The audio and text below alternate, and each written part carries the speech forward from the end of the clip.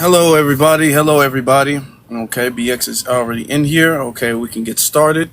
Everybody. I appreciate you guys. If you guys would share the room. BX, how you doing? I'm well. How are you? I'm good. I'm good. Something happened though. My other phone, because normally when I go live, I have two phones. My other phone, the screen won't show anything. It's just Hey, black. Nola. It's messed up. I gotta go get that fixed.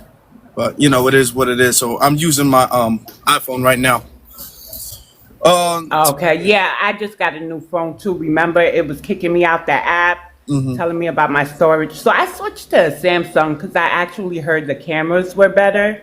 I just find it to be a little sensitive and I can't screen record. Mm. But So other than that, I like the phone. Well, my son says I can't find a button to do it, but my son was like, Samsungs don't screen record. But I don't think that could be true. no, I screen record all the time on my Samsung. What kind you got? I have a S21. I got S25, so it should be able to screen record. I got to Google. That's all. I'll Yeah, find it. yeah, it's possible. It's possible. Um, Yeah. but yeah, okay. What I want to talk about. Let me see. I want to know. Let me lower or change the thing so people can actually see what we're discussing. Okay. Essence Festival's going on, and they're reporting record low ticket sales. Everybody is saying that ain't nobody going to the Essence Festival, and a lot of people are asking why. And a lot of people are saying that's because they kind of Africanized it. And because I think Essence Festival, the people running Essence Festival, a lot of them are immigrants. I don't know if they're African or Caribbean, but they are immigrants. They said it themselves, and they started to kind of embed a lot of African themes in there. So the original concept of the Essence Festival is kind of like deteriorating, because the original concept of the Essence Festival was about Black Americans and Black American culture, in particular in New Orleans, right? Because they have it's Black American culture just generally, but they have their own unique, like, regional culture, right? So it was particularly about that. And then other people started coming in and they started putting in more African themes. And then it became more of a pan-African type of festival, where it's not about really Black American culture or Southern culture or New Orleans culture. Now it's about the entire, you got to mute yourself as you're coming up. Now it's about the entire diaspora. Now everybody in the diaspora is coming in. And then there's some janky stuff. Some people are reporting some janky stuff. Some people are saying that they're like overcharging the Black Americans. They're like overcharging them or taxing them a little bit more, or putting more rules or stipulations on them, versus the immigrants, the Africans and the Caribbeans and all that stuff. So I'm here to have this conversation. Did Africanizing Essence Festival ruin it? What is going on? What is going on with Essence Festival? Oh, I So have some answers, but do you want me to yeah, set the decorum? There's yeah. Let's 113 in the chat. let's get started. Let's get Okay. started because we got a lot of people in here already. No Uh, problem. So when you come into the room and you request to come up, when you come on the panel, immediately go on mute. And please do not come off until directed to speak. As you start speaking, please state your race and ethnic group. So I'm going to give you, ethnic group is probably the most important, right? So I'm going to give you an example of that. My race is Black. My ethnic group is African American / Black American, but I culturally identify as a foundational Black American, also known as FBA. What that mhm. means is that my ancestors can be found here in the United States of America during our emancipation period of 1863 to 1865 and found on the 1870 census. If none of your ancestors fit that criteria, then you are not an African American slash Black American, nor are you FBA, nor should you be identifying as such. You are your country of origin, meaning where your parents come from, grandparents, great grandparents. So if your family comes from Jamaica, you are Jamaican American, Haitian American, Nigerian American, Ghanaian American, South African American, so on and so forth. For the Latinos, Latino, Hispanic, is not a race. Mexican is not a race. Puerto Rican is not a race. So if you present as YT, you are a YT Latino, and you could just say, well, I'm YT and my ethnic background is Mexican. And we can go with that. If you are Misuse, you can say that. We understand what that is. And if you are Afro Latino, please state that too. It's important to be honest. Please, TikTok friendly language only, code or cuss words. We are not to drop fruit anymore or comment F1. If you cuss and it's a hard cuss, we're going to immediately drop you and you could come back to the panel a few seconds later. But we're going to respect and the integrity of the panel so we could keep having these conversations. That goes for the chat too. If you know me from other platforms, you know I just don't like misinformation or disparaging my ancestors. So I'm going to try to remain on my mic. And we're going to keep it at one mic, and I'll only stop you if I hear misinformation or you're being too disrespectful. And Afro Elite does allow everybody here to have a voice, but he too doesn't tolerate disrespect. So I believe, the Daily Heart mission up there. See the heart by Afro Elite's name? Click it, complete the daily mission to help keep him in the algorithm and improve his rankings, okay? So let's have a good conversation. I want to start with this Africanizing Essence Festival. So do you remember the local businesses took Essence to court? Because when the new management or organizers came in, I think they gave out, please mute, there's somebody rustling around. Yeah, somebody, Can y'all please mute? Because people can't hear. Yeah. That's why. But you'll get your chance to speak, though. So here's the issue. Hi, Divine. So here's the issue. When they came in, they started touching stuff they shouldn't have. You know, the local businesses and the creators of Essence have always had a relationship where it was a given that they would participate or have sales and things of that nature. I've never been, but this is what I'm getting, the gist of things. When the new organizers came in, they kind of tried to put it so that the small businesses could not capitalize off of the event, right? We don't do that. The New Orleans have explained that they have a relationship with the local businesses. Of course, they're local. And Essence Fest would have been a great time for them to make money. So they took Essence Fest to court, and I believe they won that court case. And ever since then, it's been spiraling. Busta Rhymes, the one who said we have no culture, meanwhile he cosplayed as a Black American until he felt it was safe to acknowledge his Jamaican roots. It took him 30-something years to be invited to Essence Fest, and guess who invited him? The new organizers. But New Orleans don't play about disrespect. So they're not really, they was looking at Busta Rhymes like, huh? So it has to do with them Africanizing it, and I believe it's ruining it, but I'm wondering if we can get the new management out. And restore it. Because here's my thing, Afro. Why don't they come in? They could have did Essence Fest as an African version outside of the regular Essence Fest. You know, they could have did a spinoff. Or they could have just minded their business and not touched it. Yeah, I mean that's true. And I don't want to be too long because there's a lot of people who want to speak, but it's a cultural thing, like you're saying. When you have relation, now I've never been, but I've heard a lot of people throughout the years talk about it, especially right now.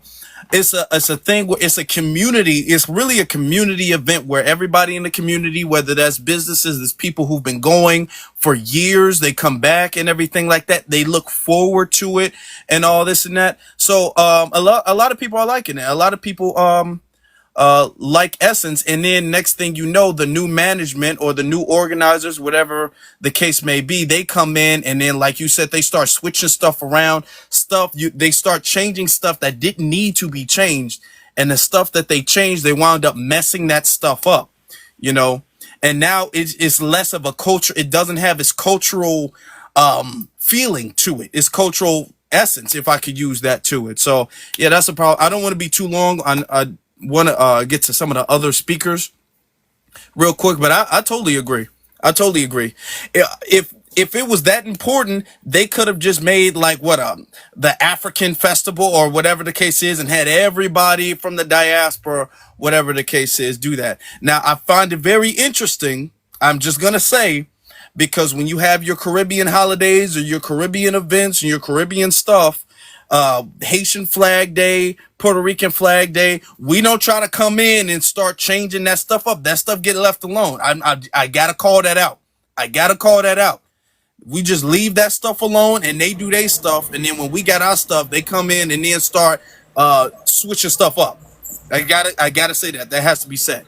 But I'm a let's land get. here, Afro. You said I'm what? a land here. I'm a land here. So I read a comment and they said that they actually own it now. Like it was sold to them. And so that they're suggesting, her name is Lineage Business, that we actually buy it back. So I asked her to please join the panel to share insight. So if there are any New Orleanians in here, please join up, because y'all going to give us the first hand, how y'all are feeling. Thank you. Yeah. People join up. People join up. Let's get to Health Pro.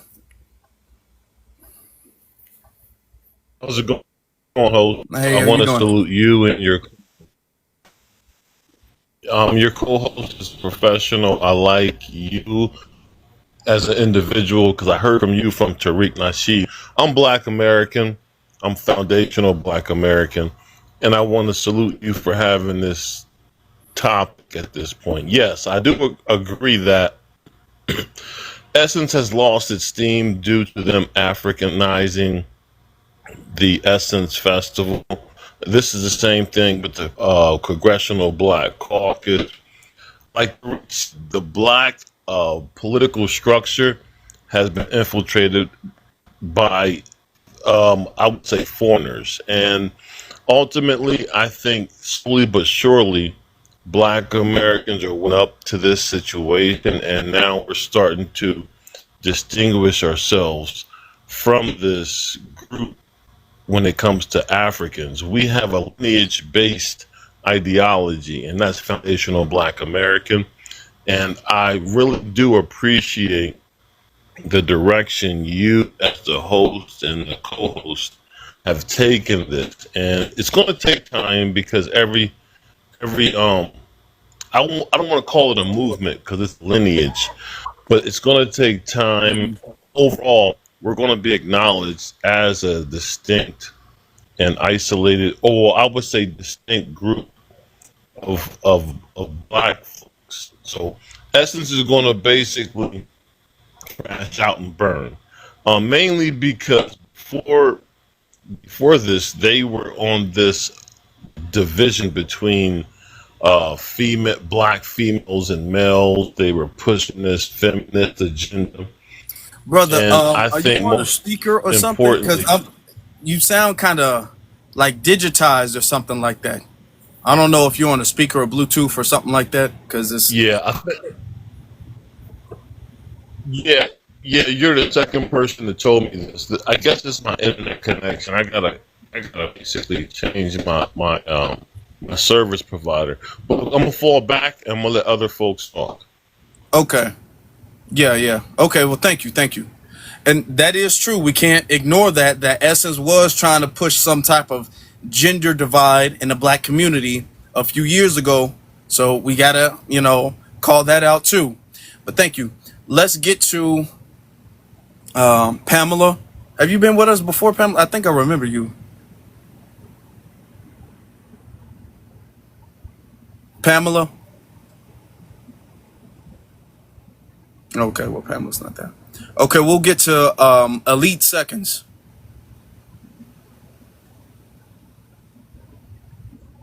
Good evening, everyone. I live here in New Orleans. My husband is born and raised in New Orleans.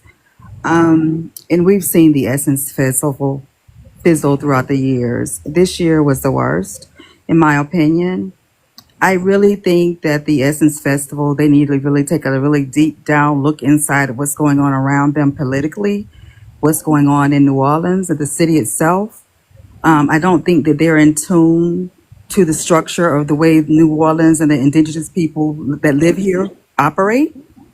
And I think that a lot of people around the world or around the United States, as far as African Americans, Black Americans, melanated people in general, are feeling the pinch with everything that's going on. And I personally, I mean, I probably would have.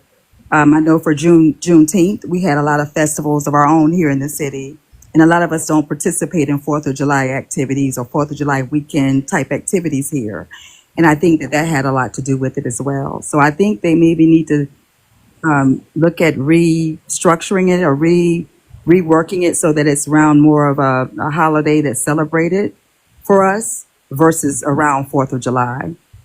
That's just my opinion. Okay. Well, thank you. I'm glad we actually have somebody from New Orleans who's able to speak on it. Thank you. Mackenzie, how you doing? I'm good. How are you doing? I'm good. I'm good. Sorry, 1 second. Let me get my charger. I'm gonna say real quick. I actually made a video on this earlier. I didn't post yet, but I think it's like a combination of things. I think it's the ownership, the obvious co-opting. Someone said earlier, like it had to do with like finances, but like people, Black Americans, are able to find, like Beyonce tickets. There's a lot of things going on. So I don't think it's a money thing. I just feel like there's just a disconnect. And I don't know. It's very frustrating because it's like between Juneteenth and this, it's like, why can't they just create their own stuff?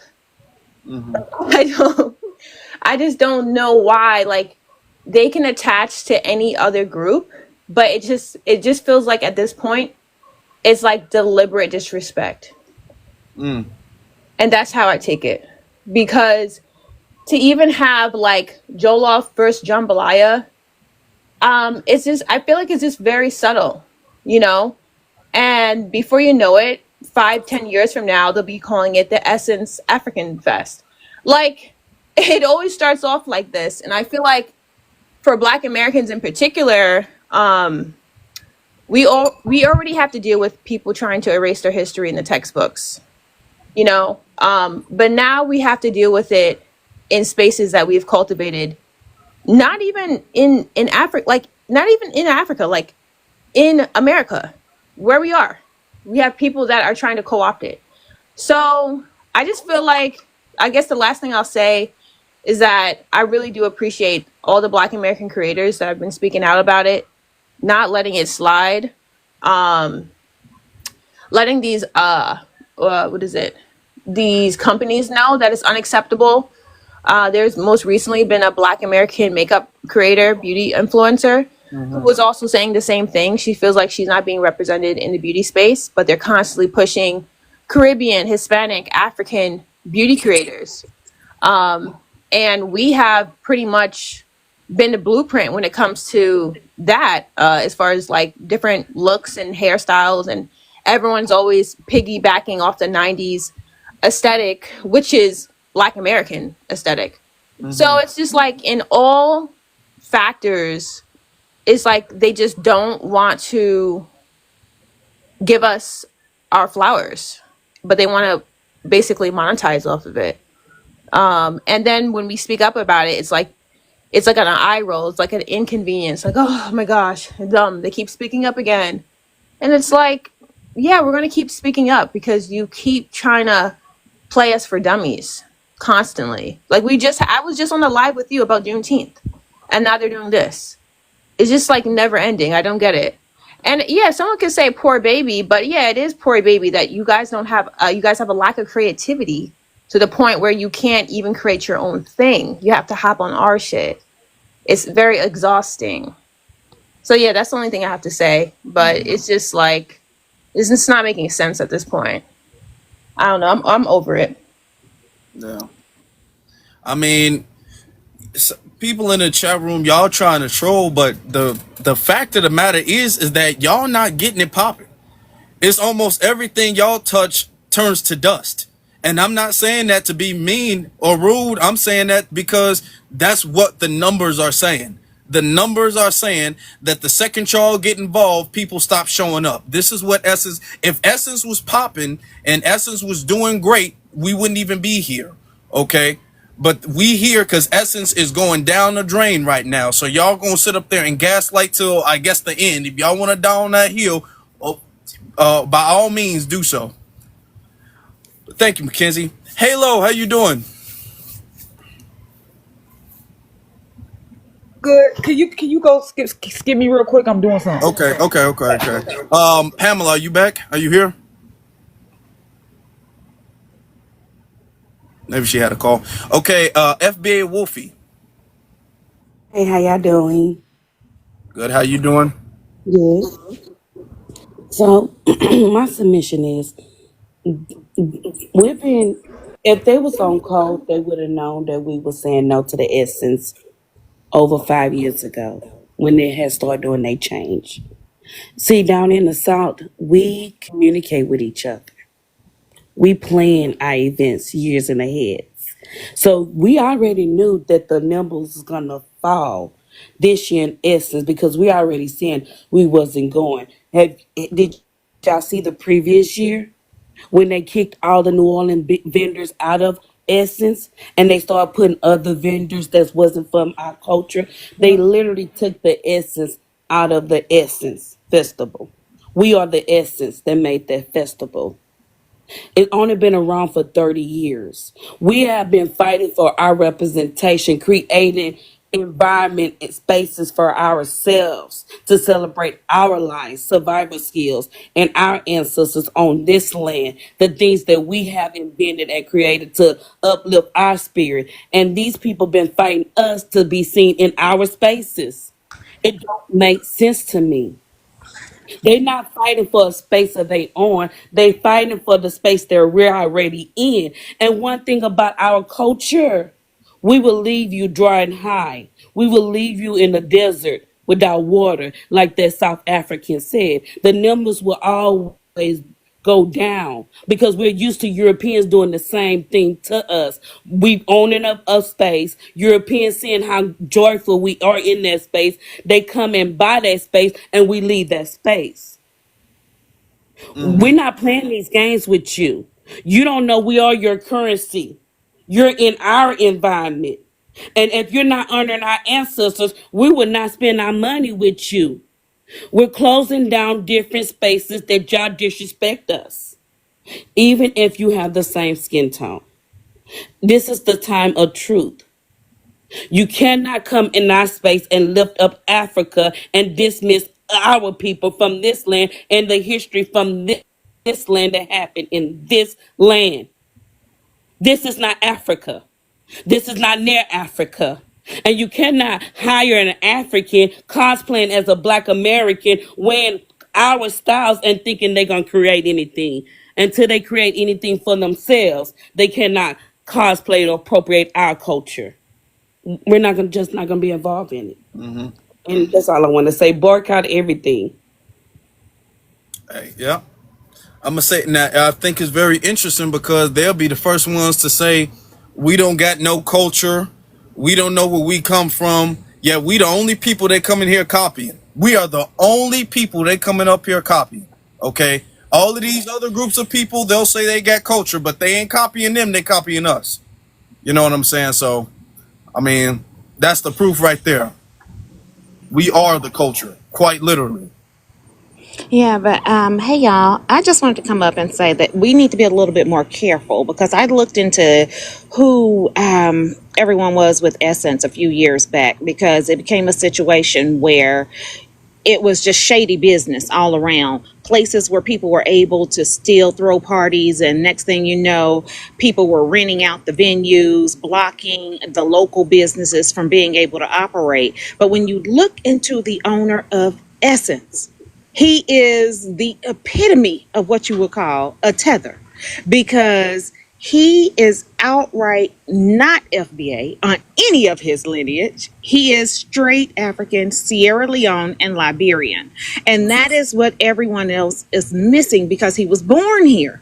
Look at where his grandparents are born. You have to look at where people's grandparents are born, and we have to get into that habit. When you sniff shady business, you better start looking at lineage going forward, because it always matters. That's true. And we've seen this. I mean, we've seen this go down, and it's getting worse and worse and worse. We see the second he got in there, and the second there was new management, a lot of people in New Orleans kind of felt that. It was the vibe and the energy was different. You know what I'm saying? A lot of people started feeling that, but they've been going to Essence for years and years and years, so they still went. And then next thing you know, it's like when a local business, when they sell the restaurant and you go there and the food just don't really taste the same, and it just keep getting worse and worse and worse. But you used to going, but every time you go, you like, this is just not what it used to be. And that's what Essence turned into. Somebody in the chat room, BET is like that too. When we owned BET and we was operating BET was the best thing ever. And then next thing you know, ownership changed, and now folks don't really care about BET like that. And someone also said Shea Moisturizer as well. Yeah. It's the same family. You have to understand, this is the same family that is operating in the same sense. This is not different people. Essence, Shea Moisture, all of that, they're tied together. So we have to be more mindful of who we're selling our business to. It's just like our land. When, if y'all recall back in the day, how grandma, if you still had your land, I always said, don't sell it to outsiders. Because you don't truly know who those outsiders are. And when those outsiders come in, you never know. Sometimes people send in people that look like you to be able to acquire what you have, because you're thinking they're friendly and really they're just operating as an agent. I don't think it's just about owning too, but I think it's about what companies that we're supporting. But I think for this issue pertaining like Black Americans, I think it's getting strange because we're getting hit from all angles, right? Like you have artists that they're bringing, and they're trying to replicate, a Beyonce or they're trying to pull from these Black American acts, right, and push them onto us, via a Tyla, or even with what Burna Boy was saying a while ago pertaining to Black Americans, but then they had him in a music video in Tim's. I'm like, oh, okay. I didn't know that was a part of, he was basically in like Black American streetwear. I'm like, oh, okay. I didn't know that was a part of his set culture. And even with, actors like Cynthia Erivo, it's just like, I feel like there's just this intentional breakdown because they understand that for most part, Black American artists do stand for something, even though people can talk about rap artists and things like that.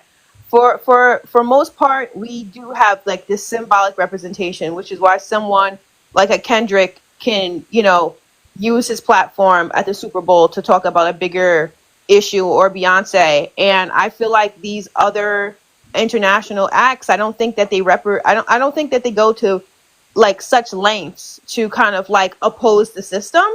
And I feel like that's like an inconvenience for white people. Which is why I feel like they feel like it's more feasible to deal with these other Black groups. Even most recently, like the last thing I'll say, there was a protest in Philly for like union workers, and I believe like LL Cool J and someone else, was another Black American artist who was going to perform, but they said, you know what, for us to be on one accord, I'm going to drop out of this because I want to support these union workers in Philly that are not being paid properly. I don't see that with other international or quote unquote African Caribbean artists. I don't think they stand I don't think they stand 10 toes down in the same way that Black Americans do. And I think that corporations and other people, they peep that, and I don't think they like it because it messes up with their dollar and it puts too much power in our hands. Yeah, I'm gonna say this, and we're gonna give to Halo, but I think that's a great point. There's a mix of, and a lot of people criticize rap and hip hop in general, but it's a mix of consciousness. It's a cultural consciousness that we implement in our art that doesn't get implemented when you have foreigners trying to do the same thing. That's why you have rappers that, even though they do make hip hop or whatever, you do have a level of consciousness in the music. That's why when Tupac was making stuff, there was consciousness in there.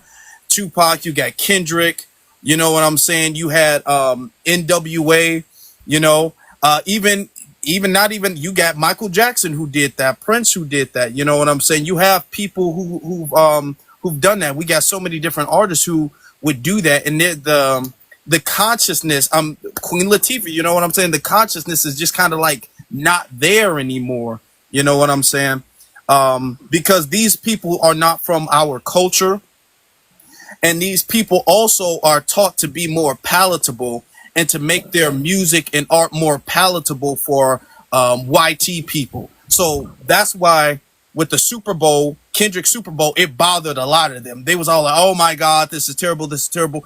But a foreigner wouldn't have even thought to do that. There would have been no American flag, no nothing. It's all entertainment or whatever the case is. And because they don't have that the essential cultural consciousness, they wouldn't have bought up no 40 acres and a mule, because you know that's not their upbringing. It's not about them. You know what I'm We got saying? 10 minutes. I'm getting some money out the ATM. Give me 10 Okay. minutes. All right. Can I add on to your point? Can I add on? Yeah. It's even when you look around and you hear them singing gospel music. That is 100% from our culture. The way they're literally singing, and the way we sing our spirituals, worshiping God the way we worship our God in their choirs. And this is all over the world, just like hip hop. It's a thing. I call them, we are being watched and studied. Everything we do. You can see all over the world. They try to sing like our gospel singers, sing like our blues singers, just imitate us, tunnel vision us to be successful. We're the only ones in the world that culture has fed many families, have made many people successful, have made many countries rich. Our culture. The Koreans came over and tell you that they came over just to study our R&B and hip hop, and they brought it back to their culture, Yeah. even the fried chicken.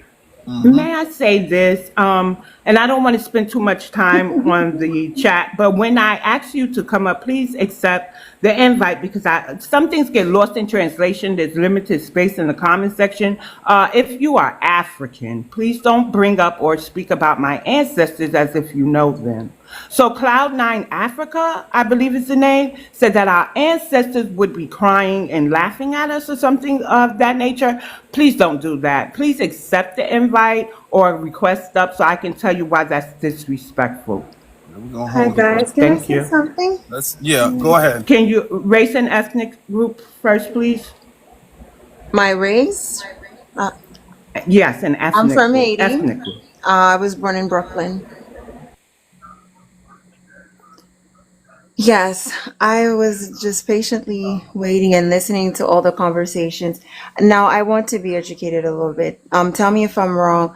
I recall, because I'm also in the entertainment world, I recall that there was a point where I felt this was what I was feeling, a lot of BLK women and men were tapping into their African roots. They were talking about Africa. They're from Africa. A lot of that was going on.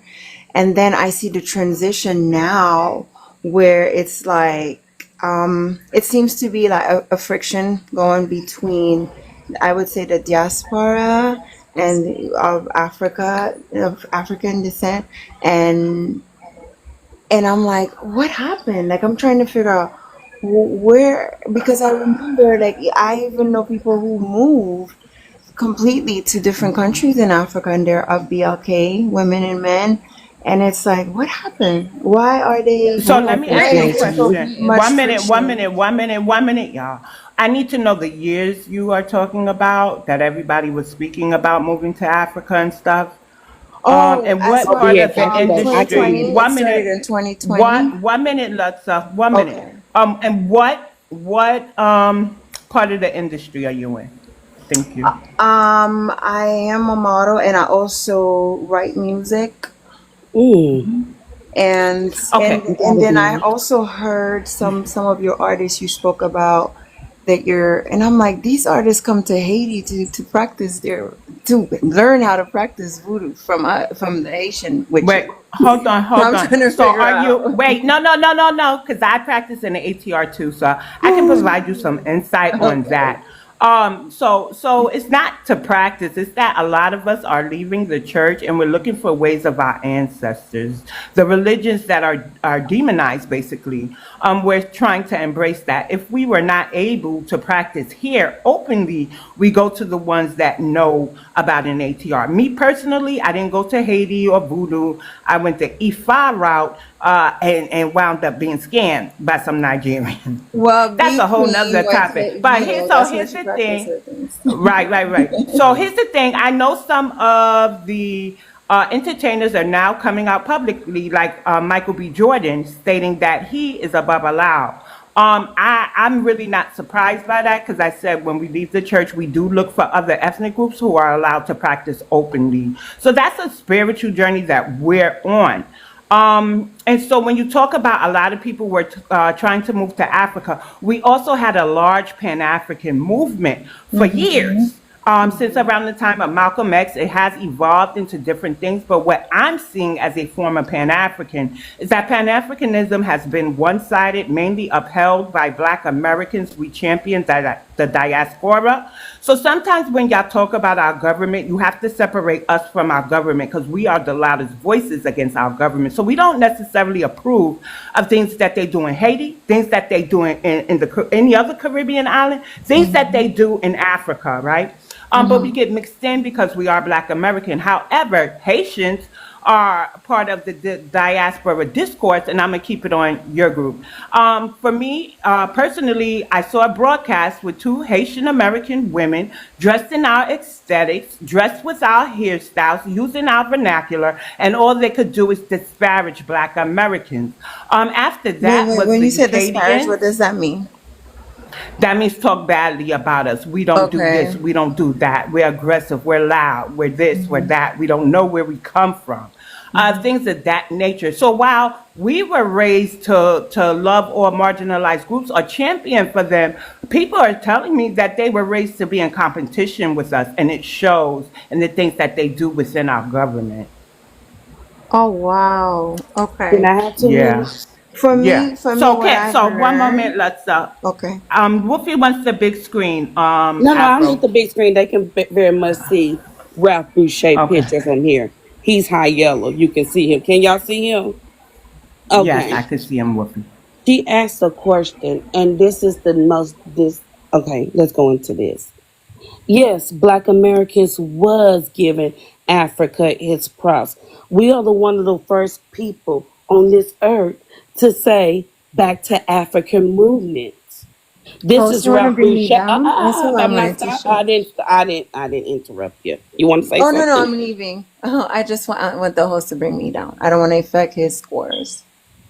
You want to leave And right now? would You you can leave? You stay ask for a couple questions. minutes. Just Okay. let them explain. Just a couple Yeah. minutes. This is Ralph I'm Boucher, landing. This is Wolfie. the noble, the Wolfie's talking first now. African American, Negro, Black American, foundational Black American to win the Nobel Peace Prize. He helped create the UN. Y'all don't know his name. And when you talk about the Back to African movement, go look up how many of those Back to African people that was from the United States that went to Ghana that was unalive because of their resources. We had love. And it's the things like you said earlier that the Black American diaspora is doing better than Black Americans. It's the lies that y'all tell. That's why we're delineating. Y'all not close to the truth, not near the truth. And y'all think if y'all said in this calm, soft tone that it will be accepted. Bullshit will be bullshit will be bullshit. You disrespect everything that we have, the people who paved the way. You don't educate yourself on the people, yet you benefit from these people living and surviving on this land. You want to run because earlier you said that the diaspora was doing better than Black Americans. And then I showed you that you was not. You been from Haiti.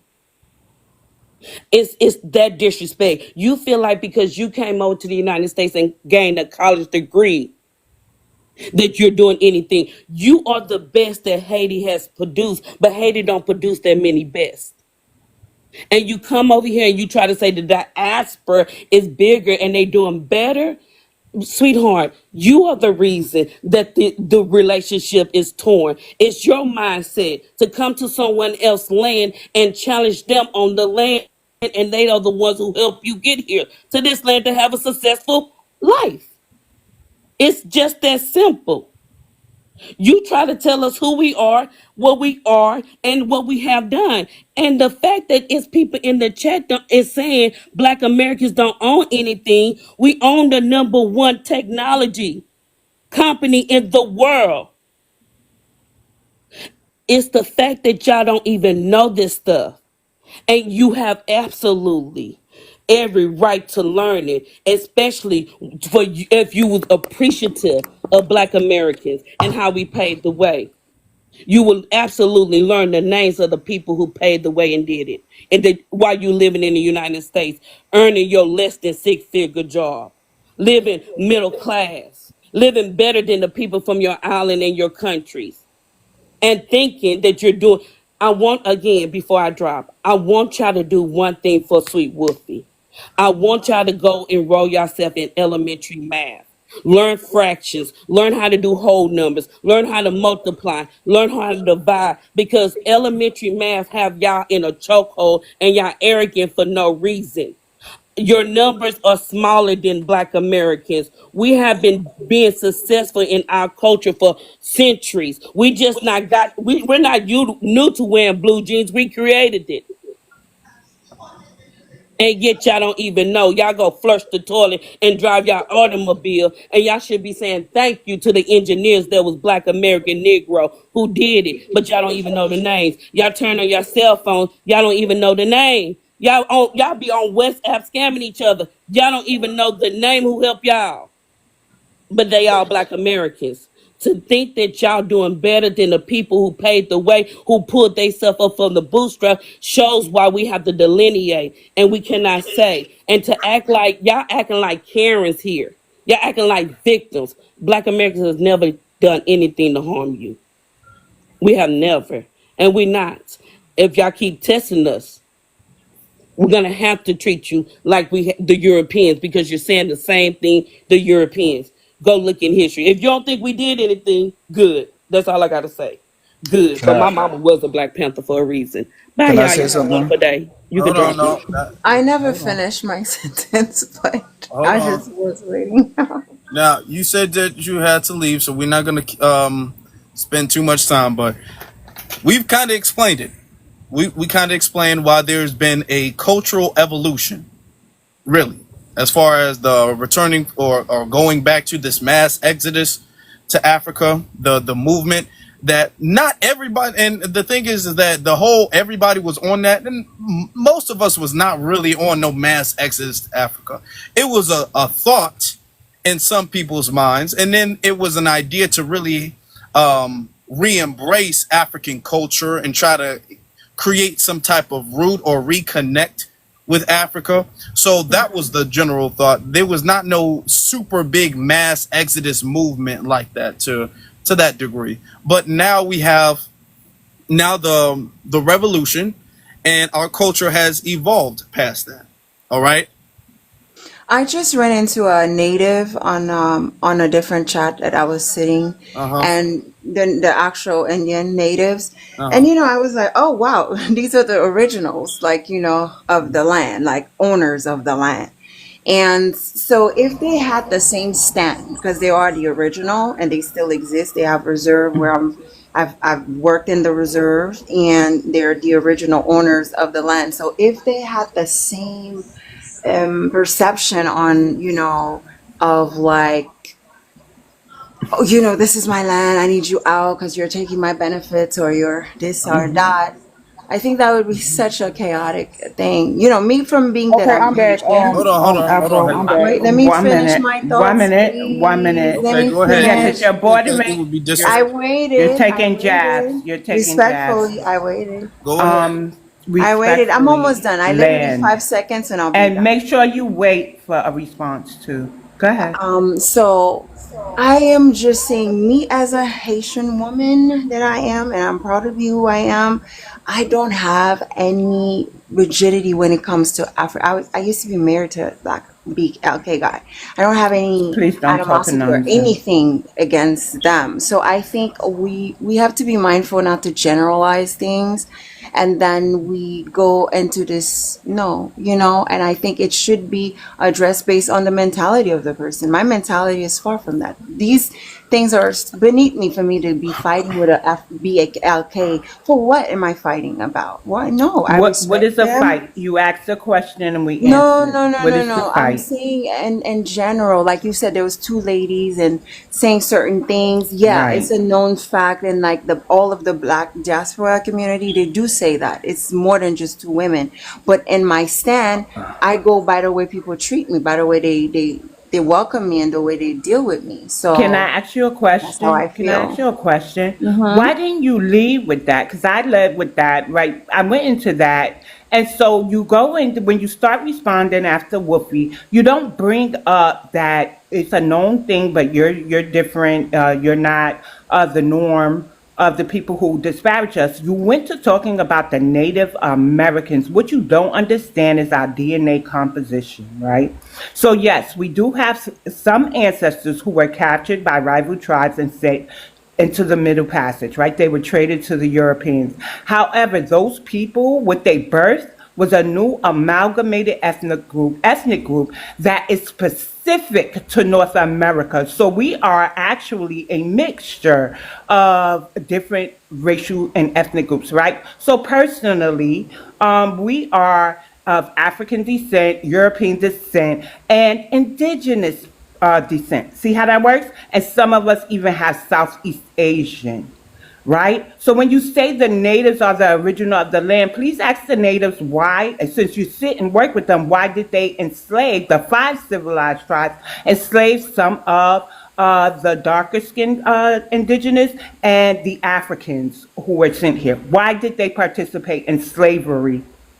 Right? Because their hands aren't clean. So every racial group and ethnic group that migrates here or who are already here did participate in slavery at some time. You got to research accurate Black But my country American also helped in the history. free trade. You You know land that, your right? plane, please. Okay, Hold on, hold wait, on, wait, y'all. wait, Hold wait, on, wait. everybody, I'ma finish. everybody, Okay. hold on. I'ma hold. Okay. So Everybody let me can't go, talk you at the guys. I same, have to everybody attend to cannot something talk, else. ma'am, But it was nice chatting with you ma'am. guys. Yes. Everybody can't talk at the same time, okay? Oh no, no, I'm Because saying bring nobody me can down hear because I'm anything. leaving. But yeah, and Thank we, you. we we thoroughly answered your question, but I would like for you to stay respectfully and allow other people to respond. You don't have to say anything, just hear what other people have to say, because you had a question and we have answers. So just hear what people have to say, and then after that's over, then you can leave and we'll continue with the conversation. All right, to show the respect that you said you have. Oh, I do have respect, but I have something else to attend to. That's why I have to go. All right. But thank you so much. Bye. Halo, you got it. And so now she want to dip off. Okay, but let me tell you this: when you talk about them natives, sweetheart, what have them natives contribute to this land over here? My people built this land. They ain't did nothing. They contribute to nothing. They have no inventions. They did nothing for this land. They going around saying this is stolen land. No, it was neglected land. Neglected land. Contribute nothing to this land at all. And they don't even look like the real Indians in the first place. They $5 natives. They're not the real ones. They diluted, polluted, and they ain't did nothing for this land. So please don't bring up them natives talking about this is the original land. If it is their land, get it back in blood. Stop crying about it. Come get it back in blood. Anyways, and let me get into the prompt.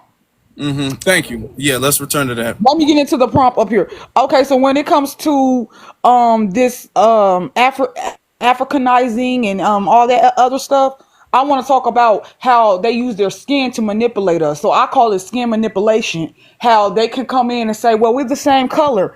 Like it's a store on the shelf. Like you could just grab something off the shelf because you got the same skin color as us. I think our people are the blame for this, Pan-Africans and all that, because if it wasn't for them trying to Africanize was right with them, we wouldn't be over here having to pick apart and gatekeep.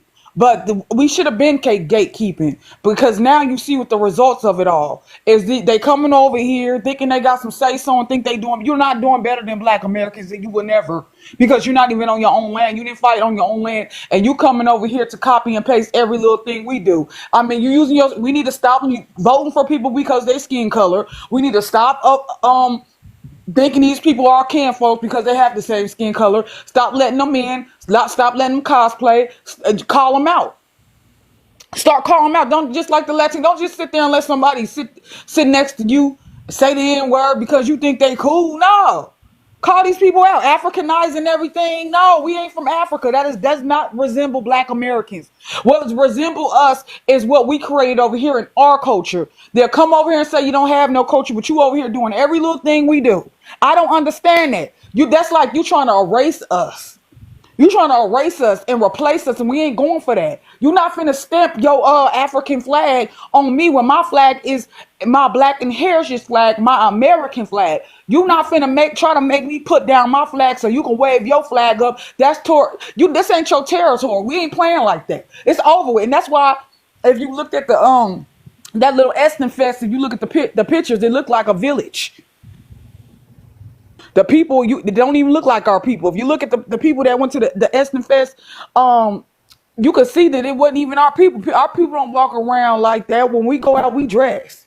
They walking around in high water pants with sandals on, and you know them ain't our people.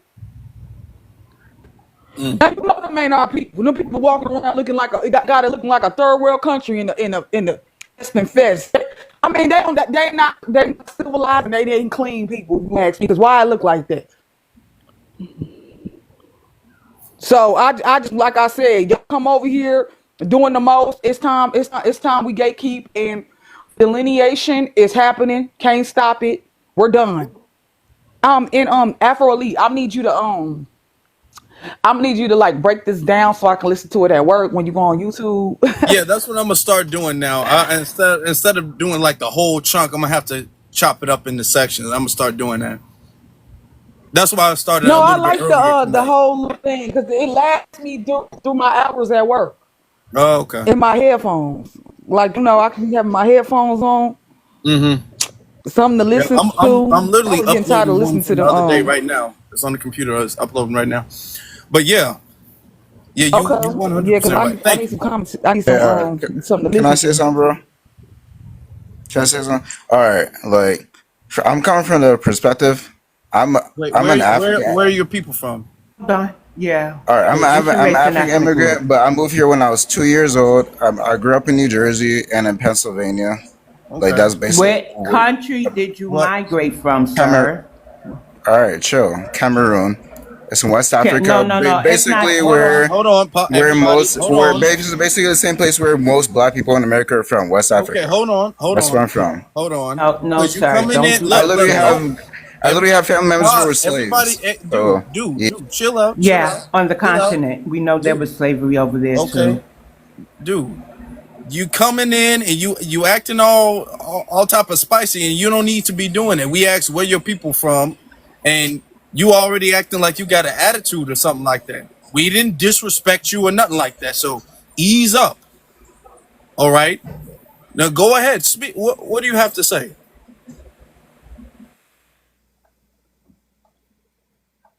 What I'm trying to say is I'm trying to tell you I'm not trying to act spicy because I know what it's like when people tell the truth. They try to tell you acting spicy when you're not. I'm just trying to tell the truth. All right. So Go ahead. Go ahead. Go all ahead. right. So I grew up in New Jersey and Pennsylvania. I moved here when I was 2. I'm from West Africa, so I feel like I kind of have both perspectives, if you know what I mean. So like I under What's your completely question? Or can I? Are both Like, of your parents? I just want clarity. Are both of your parents Cameroonian? yes, I was born there. I literally Okay. said I moved here when I No, was no, no. 2. Yeah, Okay, cool. So here's the issue, right? Here's the issue. When you go home, you are cultured, you are taught from a Cameroonian perspective, not a that's not the foundational case. Black Okay, that's why American. I say let me finish my point Okay, because you don't hold on, understand hold what I'm on, saying. hold on, hold on, That's hold what I'm saying. on. Let me So finish this because is you a don't. good. I already Hold know you on, don't sir. understand I'm what a you're saying. land. I'm But a okay, land. I'm a land. Here's the issue, right? I understand that people are born here, right, and they get what is deemed the it's called American culture. experience. And whose culture are you part? Do Hush! you Don't want? Yeah, interrupt me you again. hush. Don't interrupt me Literally, no, again. no. I saw what you're trying. Okay, I mean, if you don't want me to speak, if you don't want to, let me. No, no, no, Okay, so no. Oh my God. he doesn't have to interrupt me again. This is the Crashed out issue. and I understand dropped. people are nationally, their nationality.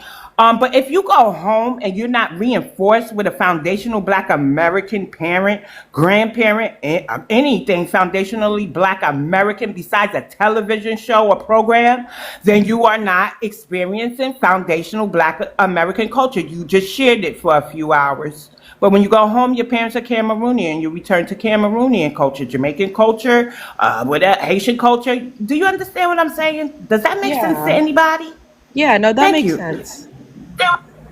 Have a hissy fit, Now, so just okay. chill out. Go on. Now. If you can be respectful and we ask questions, we're having a dialogue, mature dialogue, sir. So we are going to ask you questions just to figure out where you're coming from. All right, I'll be respectful. She was simply asking, are both of your parents from Cameroon? That's not I, disrespectful. That's not I'm nothing. saying I'm saying I literally answered the question before she even asked it. That's why I was getting a little bit worked up. But like, Clarity, You just to yes, make you sure. came in like you had an issue. But yes, what do you have to say? You're from Cameroon. We get it. You were raised in America. Okay. yeah. Okay, I moved here when I was 2 years old, which is a very big part of it. So Okay. like, my memory literally starts in America. Like that's where my memory starts. Like I just know that I'm from there. You know what I mean? So like I know like the mentality. You know what I mean? Like I know like I grew up, my best friends were like growing up. I grew up in New Jersey, which is extremely diverse. Like my best friends were freaking Mexican, and black. Like honestly, anyway. But like I'm saying, like New Jersey is. I mean, not New Jersey. America is a whole melting pot of people. Like none of us really like. And I know, like over the years, like I'm like shit. My niece is half white, half black, and I mean, like, I have families who are half white, half black, half Indian. You know what I mean? It's like that's not the point. You know what I mean? Like at the end of the day, and you don't have to identify with either one race. You know what I mean, or either one. But like the way the Africans who come from the first generation Africans, the way they think is they think that every black person I see it looks like them is like them, and I know I get it. Yeah, like, you guys don't like have them, and you don't see life that same way. I get it, and I try to explain to people from like the diaspora, like, look, they don't see life. They don't like a lot of them. They had never even done their ancestry. They don't even know what specific countries like black people they're from. You know what I mean? And like sometimes like people even ask me like, do I even have like family? Like I told you, I literally have families who were slaves. Like one of my earliest memories, my parents told me like when my great grandfather grand something was like taken as a slave. You know what I mean? So like, and like I said, and most of the black people you see in America were all from like West Africa, like the same place. So that's like, but like the way society tries to control people, like the government, they try to like push us against them, and slavery is a very easy way to do that. But like I visited. I know this lady here earlier from Haiti. I visited Haiti, and the funny thing about Haiti, like I looked up statistics literally just a few days ago. Mostly people, not most, but a lot of people from Haiti are from the same country I'm from, like Cameroon. So like, and I vibe with them like so hard, bro. Like I speak French. She was like, "Papa, I say, if anyone, but we were vibing hard, bro. Like, Well, and yeah, I get it. But so we don't lose track. yeah, BX requested you to come up because you were saying something in the chat room, and now you're not. yeah. So I'm gonna So what's the allow question? BX. Go Hold ahead. on, hold on, hold on, hold on. I'm gonna allow BX to remind everybody why she brought you up in the first place, because you were brought up, you were requested for a reason. Okay, so let's get to the bottom of that. So Go BX, ahead. what was he saying in the chat room? So as the conversation was progressing, he was stating that our ancestors would be laughing or crying and that we drank the Kool-Aid. Is And it because I find that one oh, minute, sorry, bro. Sorry, I'm gonna sorry, say, sorry. I'm sorry. I Sorry. find that to be disrespectful. As he said, it is stated that we come from West African nations, right? And so our ancestors were captured and they were sent into captivity. So I don't understand why people think our ancestors would have wanted to go back to Africa, acknowledge Africa, or anything about Africa if their last interaction was with another African, sending them into captivity. What they did was they birthed us and they birthed family reunions. Because after enslavement, everything they did was for this land, finding their family on this land that was taken from them. They didn't pass. Now, pockets of us did have some retention of African cultures, but for the most part, they could have been unalived. Their tongues could have been chopped off. And what they did was establish a new culture. We're a whole new ethnic group. And for when people say that, it's like they're belittling the experience that our ancestors had and the role that those West African nations had, and our ancestors not even being African anymore because they underwent an ethnogenesis. He dropped on his own. I didn't drop him. Okay. So I find that very disrespectful, Afro Elite, and I ask that Africans and Haitians and whoever else comes up that's not a foundational Black American, if they're gonna speak on certain instances, don't belittle it, don't demean it, and don't say that our ancestors are yours if you're the reason why they had to leave the continent anyway. And those DNA tests, some are finding some type of African connection, but for the most part, everybody I'm speaking to don't have an African cousin. You know, I've taken all three of those tests. My maternal haplogroup doesn't even come from West Africa. It's said to be from North Africa, Europe, or Morocco. Right? I have no Bantu blood because they have Bantu, but I do have indigenous, European, some Southeast Asian, and of African descent, but I just don't have the maternal haplogroup. It's not starting in West Africa. So there's some questions and nuances to our ethnic makeup. And I'm just tired of them. And they do it like a dig. Her bringing up how we go to Haiti for voodoo and all this stuff, but I was able to give a very proper response. If you're able to practice certain religions and we're leaving the church, who else are we going to go to? Right? Because all my elders in my religion say, don't pay attention to the internet. You come to us. Right? And then we're saying that, oh, well, that's where everybody from America basically is, West African. Like, we know the history, but there's a whole amalgamation to us. And that's why I don't beat up on the American Indians. I don't call them pretendians because they have a right to explore who they are according to their lineage. Mm-hmm. So I just found him disrespectful when he said that and asked him to come up so I could explain why I was deeming him to be disrespectful in the manner of bringing up our ancestors. Yep. And we're going to move on, but I want to say he was brought up for a reason. He knew he was brought up for a reason. He knew what he was saying in the chat room. I let him speak. I brought him up so he can, because what happens is they'll go in other rooms and be all like, I never got a chance to speak. He spoke. He never brought up what he was saying in the chat. He never brought that up.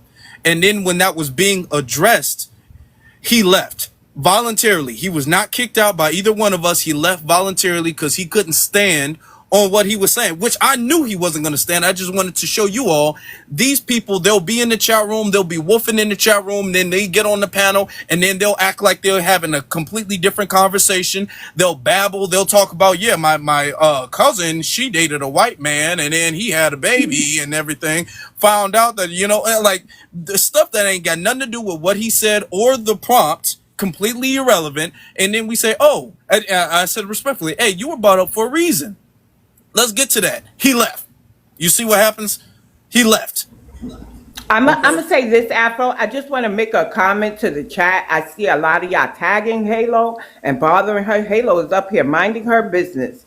We're trying to keep an order to this live. And if you don't want Halo to roast you, because we will allow her to go for a little while and you'll get your feelings hurt, then stop antagonizing her. Leave her alone. Mm-hmm. Yeah. And Cameroon didn't become a country until the 1960s, so I don't know how everybody's from Cameroon anyway. But all right then, we left half a millennia ago, but Cameroon didn't become a country till the 60s. So I guess we gotta find a way the math works on that because it just don't make sense to me. But who is next? Who is next? Let me see. I think. Okay, Let me see. I would like Kron or Dessalines? I would like to say something. My name is Dessalines. I'm a Haitian descent. I came here when I was 17. I've been here for 10 years, over 10 Okay. years. So I would like to say something from what I'm understanding. If it's okay with you guys. Okay. Okay. First of all, congratulations for your platform. Thank you for allowing me to say something in your platform. Everybody that's here, Okay. guys. I would like to say something because the reason why I would like to say something, and I see that flag over here above your head. That flag is very reflective to my ancestors' flag, which is they call the indigenous people and the army of indigenous. These were the flag that the Dessalines Wait, was fighting under. I couldn't hear you. You said this flag is like whose flag? This flag above your head it's a flag very similar to our people Haitians? that we used to fight under. Yeah, This it's a black and red flag. this flag is like Haitian Yes, flag? it's a flag that the color. This is the same color. I can see the same color. We fought under that flag. Even the symbol, that little symbol, you have it. It's part of our flag. Yeah. So Because the that reason flag was why created like 1957 or 1967. So what year was your flag implemented? I'm talking about the flag in particular. I'm talking about the color of that flag plus the symbol on that flag is especially the little circle thing. It's similar to our flag in Haiti. One of the black flags, and even the color of the indigenous people, the one of the biggest army, that called indigenous army, the army of the Why do Dessalines. y'all This always is do that? You're trying Hold to on, let him go, assimilate let the him go, let him colors. go, let him go, let him go. but We gonna get him. Let him go. Go ahead. yeah, So I this is mean, like the these are facts. These are facts. You could do your own research. You know what I mean? This is the No. flag that they claim. Now listen carefully. This is their flag. This is the people that fought under our flag. The army called the indigenous army. These are the army that they say that freed Venezuelan, that freed Mexico, that freed Cuba, that freed all the stuff in North America. Even fight for this country, for this continent, for North America. So in a way, when it comes to Haitian history and Black American history, somehow, some way they were fighting the same. Okay, Talking about the Which is you're imperial really fight flag breaking of up. You're Haiti? really breaking up. You're really enslavement, breaking up, man. which is fight the colonizer. That's why. So if that flag, Yeah, you gotta they, go fix your internet because this is really horrible, and I don't want to answer you. And Afro Elite will not want to answer you if we can't understand what you're saying. You're in the matrix, sir. You're breaking up. okay, I'm sorry. I don't know why my phone is having trouble. All I'm saying is there is a connect between Black American and Haitian American that go over for centuries. Not even that, the country, the United States, there is a connection between them for centuries. This connection, I would like if you guys know anything about it, I would like you guys to talk more about it because I don't know much about it too. I'm just discovering because of that flag remind me the history. But can you guys do the connect between the history between Haitian American that fought for this country? And do you guys have any connection about it? Because Yes, I I know there's do. Yeah, like okay. You're breaking up. Hold You're on. breaking up, so we can't really make out We exactly can what you're take saying, this to but his I question. get the point. I get the point. Let me say this, and I'll let other people speak, and then we'll continue with the panel or whatever the case is. But because the more you're talking, it is getting like more muffled and all that. All right. Were there Haitian? First off, this panel, what we do with me, BX, Halo, all of us, what we do, we don't sit up here and just come here to diss people or attack people, but we are going to be accurate about history or whatever the case is. Were there Haitians that came over here and fought? Yeah, they were. They came over in, honestly, in such a insignificant number, it didn't really make that much of a difference. And this isn't meant to be disrespectful, but what we have is we have a lot of Haitians who are trying to infiltrate their history into American history and make themselves out to be much bigger factors in Black American history than they are. That's the truth. And it's very particular with Haitians. That's the only people we have this really everything we do. We have Haitians coming in saying, really, y'all got that from us. Really, y'all wouldn't be free if it wasn't for us. Really, we did that first. And to be honest with you, it comes from a lot of ethnic insecurity. Haitian, the fact that because y'all have a history on your own land, but it's something about this land that you're trying to tether yourself into. Okay.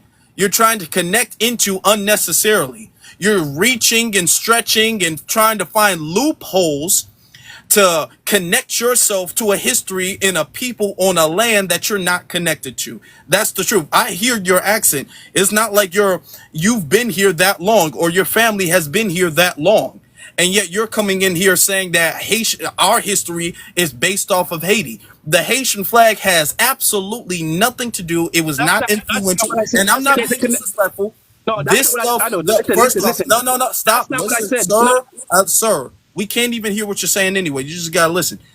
The colors, there are many different flags who have colors.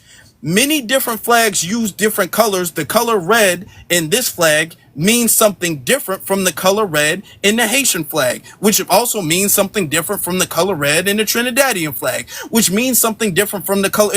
A lot of flags around the world have the color red, and they use the color red in their flags for different reasons. A lot of flags have the color black. They use the color black for a different reason. You can't say because we have some colors that match your colors, not all the way. You can't say because we have some colors that match your colors means that we got it from you. Because if that's the case, y'all didn't come up with the flag either. Okay, then we got to go back to where y'all got the idea. Who was the first person to ever use the color red or black in a flag? You know what I'm saying? But it's something in particular. I'm not saying all, but it's something in particular when we have these conversations where Haitians keep having this like insecurity crisis where they got to cling on to everything we do as if they have some type of claim to it. Y'all don't have claim to this. I don't know. Y'all keep doing that and it keeps getting proven wrong all the time. And it make y'all look bad. Y'all look bad every time y'all do. Y'all look insecure. All right. Y'all look like y'all trying to fit into a place where y'all don't belong. All right. okay, listen. I'm driving. That's why I'm driving. But what I'm trying to say is there's a deep connection between American history with the Haitian history. And no Yes, matter that's what, what I'm trying to, sir. That's what I'm Hold trying on. to tell you. That's a uh, lie. You said are there's you a saying? Hold on. disconnection. Are you saying there is no connection between the Haitian history and the American history and the There's United a States history? connection between American history and everybody else in the world. What does that mean? No. The history. Oh my goodness. Yes. That's what it means. Yes. America has history with every other country in the world. So, I mean, technically, yeah, we can say that. Okay. When we talk about the foundation of this country, when the foundation of America, Yes. there is a deep connection between Haiti and America. But first of all, you have to go deep all the way to the empires because America, before Not doing Columbus, the 13 colonies.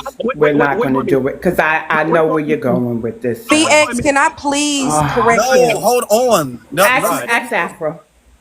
You saying Okay, that? first of all, you have to go deep. You have to go all the way deep to the colonizer before empire, because America was an empire. The whole continent was just one continent. There was no country. There was no country called America. There's a country called United States. America is not the country is so-called United States. It's called America.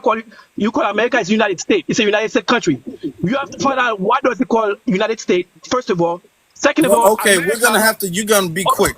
You got to be quick about okay, it. let me done. America is pretty much more than Inca. Inca is one of the empire. It's one of the Okay. empire of America. So most American doesn't even know where the America come from. The word America don't even know where Okay, where but that name then come go from. back to the Haiti thing. Go back to the Haiti. You said the foundation of America is tied to Haiti. Exactly. That's what I'm saying. Before How is the Haiti, foundation of America tied to Haiti? if you look at Haiti, Haiti is mostly a fortress. It's not. Haiti was not even a country when the mainland, because America is the mainland. When the mainland was going, it's when the Ottoman fought the Americans and bring their slavery with them, which is the Pale people. When they come in we fought them. They claim most of the state, and we unite the state together, And that's how the whole United States name come about. Okay, you So you you kind of, brother, and I'm trying to hear you out, but you sounding like all over. Are you talking about the revolution in Haiti? Is that what you're talking about? yeah, the evolution of Haiti is one part. That we're Okay, talking about. We're talking about the evolution of the United States, because remember, this continent, this whole America is a whole. It was one continent. It was a continent, and it was empire people. It was different group of people that live here as empire indigenous people. And okay. when the Ottoman Empire when the Ottoman Empire came, they came and take some of this land, and then the indigenous people, which is that flag, they were fighting under that flag you got in your hand, above your head. They were not. Which This flag didn't become invented until the 1960s, I'm talking so it about the wasn't this color. flag. No. I'm talking about they fought under this color of that flag, the empire flag. Oh my God! But you see that the true story. See, the problem is a lot of us do not know the true story of this continent or the true story of this country, because the story of this continent began with slavery, which was false. Nobody. Okay, sir. Okay, we're gonna have to move on. We're gonna have to move on. All right, because nobody's saying that the country didn't start with Haiti. Haiti didn't become an independent nation. Haiti didn't become Haiti until 1804. America was America in 1776. All right. So America's been America before Haiti has been The Haiti. question you need to ask yourself. So The hold question. on, Haiti. Y'all were dealing with slavery. We were dealing with slavery here. All right. Now you're trying to make it seem like this was all this one thing, and that Haiti is somehow and you're really not making that point. You're really not getting to that. Okay, you keep trying to This is go the point I'm back making. The and whole talk continent. about This how is what I'm the saying. empire and all of that stuff, and you're really not making the point. Okay, All right. listen to me carefully. This is the point I'm making, so I make it brief so you can understand me. The point I'm making is this continent, before white European came to this country, this continent, there was no country, it was one continent, and they live under one flag. All right, and then these people That's came. not true either. That's not true either. There That's were not true. multiple different, yes, there were multiple different societies, multiple different villages, multiple different groups of people. They were the That same was, people. yeah, They everybody were the same wasn't, people. there wasn't, before Europeans, before, I think you mean before Columbus came to America in the 1400s, there were more, 1492, there were multiple different groups of people, multiple different societies of indigenous people here. All right. So it's not like it was just one big group of people. I'm not sure why you're saying that. I'm saying they were, even though they are different, they were the same type of people that was here. There was no different country, different flag. They were the same type of people. Like they all were classified as empire, either empire Inca or either empire Ottoman Empire or Olmec, Aztec. They were the same people. They were the same type of people. Were the same people until we've been declassified. Was there Okay. dark skin, light skin, brown skin, You're saying they're the same different type. tribes? What, and the fact that this is being tied to Haiti is really time wasting, honestly. Because now you're going back to, and nobody's even going to disagree that there were people here. I don't know why there were people here before Europeans got here. That is a well-known fact. You're correct about that. Okay. There were different societies of people here. All right. All over the continent, all over the North and South American continent. Yeah, but the question I'm saying, who are these people? They were the same people that fought when there was a war. Okay, let me ask you a question. Let make sense of it. How, If there is so a do war, you get to how this is tied to Haiti being a part of the creation of America or the revolution of America? these are the people that the Haitian people, most of the Haitian people, these people that flew from the main. Because one thing you need to understand, there was one mainland, and they used those little islands as fortress or as base. And when the war started, most of a lot of these people flew to go all over the island. That's what They flew to go over the island. they flew to the island. They flew to the island for safety. These are the mainland. All these people in the island. You see that live in the island. Most of these people were people that used to live in the mainland. They flew the war, and then the one they captured, they imprisoned them. What war are you They talking squeezing it. about? Man, okay. Nobody I'm was sorry. flying I'm to no sorry, Afro island and Elite. mainland. Brother, brother, and we heard you well enough. So we're gonna have to move on because you're not making any sense whatsoever. So can I Okay, say something to go him? ahead, Because go ahead. first of all, you're a lie. This is Tutty Tuthashi Rut Babble. It's literally like it's just so weird how you guys attach yourselves to us. He's basically alluding to the siege of Savannah, that is a part of the American Revolutionary War of 1779. You gotta let's remind you, the Haitians didn't fight alone. The Ma'am, American. ma'am, Ma'am, shut ma'am, up. hold on I'm gonna No, tell no, you no. what, Can you wait until I'm done? Can you wait until I'm done? Cause like I don't like. I'm cool with Halo. Hey, Halo BH, but I don't really know what space I'm in, and I'm not really trying to be over erratic. But Hey. yeah. Hey, but shut up though, because you're sitting up here lying. Yeah. Shut up. Anyways, he's talking about the siege of Savannah of I'm sorry, 1770. ma'am. Yeah, Excuse yeah. me. Let me say one Anyways, So thing. he's talking. we're gonna have to You can remove wait you. until I'm done. You're You're talking about. babbling at this point, Yeah, he and was now Go talking you're about not ahead. the Go letting ahead. anybody respond to revolutionary. what Kiki. you're saying. Yeah, he's And talking I've about been the. too patient with your ass, to be honest. No, for real All though. right. But anyways, The he's talking Chicago about the gonna come siege. out of him. Yeah, he's talking about the siege of Savannah of 1779. The this is a part of the American Revolutionary War, and for some odd reason, Haitians use that as a talking point, making it seem like they just liberated all Black Americans. No, you ding back. When you're talking about the Haitians, they fought along the French. They fought along the French to actually, let's quote unquote, siege Savannah, Georgia. Not only that, he's talking about the Louisiana Purchase. That's not the whole entire America. That's not the whole entire United States. There's only one region, you dingbat. And guess what? After 1803, that is when a lot of Haitians started coming to, let's say, New Orleans or Louisiana as a whole. So stop trying to take credit for our shit. Like we don't care. Y'all are weird. Stop attaching yourself to us. A lot of Haitians were not in New Orleans before 1803. You are lying. Stop lying. That's a lie. And the reason I can speak on it because my people are from Louisiana. Northeast Louisiana to be exact. And Lionel, he's from NOLA as well. Like that is just so stupid. I don't even know no motherfucking Haitians. So what we talking about? No cussing. No cussing. My No bad. cussing. Yeah. Thank you. Look, the Okay. reason why I let that Whew. play is because he will go in.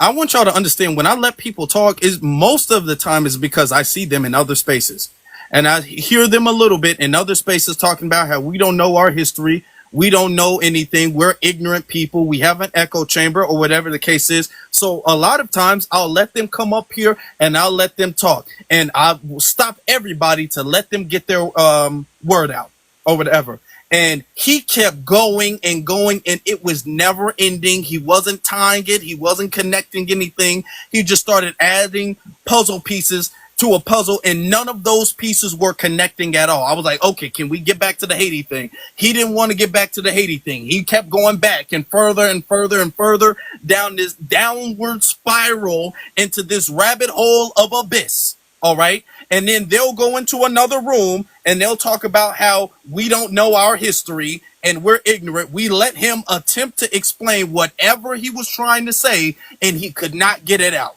Okay. He came back several times saying, hold on, I'm trying. He couldn't get it out because these people are trying to retell and remix history. These are history revisionists who are trying to tie other groups of people into our history. You can clearly tell he didn't make any sense. Ain't nobody in the chat room knew what he was saying. He didn't make no damn sense. This flag ain't got nothing, no disrespect either, but this flag ain't got nothing to do with Haiti. The Black American heritage flag is not inspired by Haiti. It wasn't created by Haitians. It has nothing to do with Haiti. It doesn't even have all the colors that Haitian flags have. It ain't got nothing to do. But everything we do, as you can see with the Essence Festival, here they come trying to infiltrate and Africanize everything, or in this case, Haitianize, if that could be a word, everything. Everything we do, it was, hold on now, we really got it from me. I'm the one who started it. No, you didn't. Damn. Y'all so insecure, man. And this is why, and with that, this is going to be the disrespect because y'all will feel emboldened for whatever reason off of work you didn't do. And y'all will sit up here and come here and act like y'all deserve props and a pat on the back from us from stuff y'all can't explain. And I'm not sitting up there trying to disrespect y'all land. Y'all just talk about y'all stuff. Why are y'all always trying to make it seem like our stuff is really y'all stuff? Can I say something? Hold on. We There's have an been a order couple of up people who've been here. waiting for a minute. Yeah. Oh, okay, I'm sorry. Yeah, I'm gonna say Ikran or Deli. Petunia was up here too, Afro. I think But I I'm gonna got go to Ikran. She's been Ikran. waiting just as patient. Okay, Ikram. Oh, sorry if I messed up your name. No, that's Can you right. It's leave with your Ikran. race Yeah, and ethnicity, I please? am a Somali. Born in Somalia, grew up in Kenya, and then spent the rest of my adulthood in the United States. I think earlier, I want to revisit a comment or I think a thought that was, or a conversation that was happening. I got dropped a couple of times because of my internet. But I've heard some things around gatekeeping from Black African immigrants. I think people shared their experiences with Black African immigrants who have come into this country, who are ungrateful, and who don't know the history of African Americans. So I just wanted to get a little bit of your thoughts on that, because I don't think that's reflective of all Black immigrants in this country. I think for those of us who came here, who were able to make a living here, we understand the Black struggle. I can't say that I obviously don't identify myself as African American, but I understand the Black struggle, and I'm forever grateful for the opportunities that I've received as a Black immigrant coming into this country. But I think at times I struggle with some of the tensions that I hear online between like Africans and African Americans. And I think we all have different experiences, right? So there are a group of communities of Africans who have benefit and who don't understand the history and who have just biases, just like every other community. And there is a group of Africans who understand the Black history and the Black struggle, and who also respect African Americans in that nature. So that's just something I just wanted to add. I think I felt like, people sharing their experiences, it was just one-sided, that people just kept saying that, Africans don't understand, the African American history, the Black history. They're just benefiting from it. They're ungrateful. And that's not true. Well, here's the thing. And this isn't to say, oh, we don't never make a space and we don't never paint every single group of people with one broad brush. We're more mature than that. The thing is that we are recognizing and we're speaking about a pattern of people, and a pattern of people that a pattern of behavior that we see from a group of people. Now, understanding the Black struggle and then being of the Black struggle is not the same thing. And let me explain that to you, because I'm assuming you're what, first generation, second generation, right? Somali? Generation. Yep. You said what? First generation Somali. First generation. Okay. So your grandfather, your grandmother didn't grow up in this country. So they don't have history in this country. They have history in their country, right? Our grandfather, our grandmother did grow up in this country.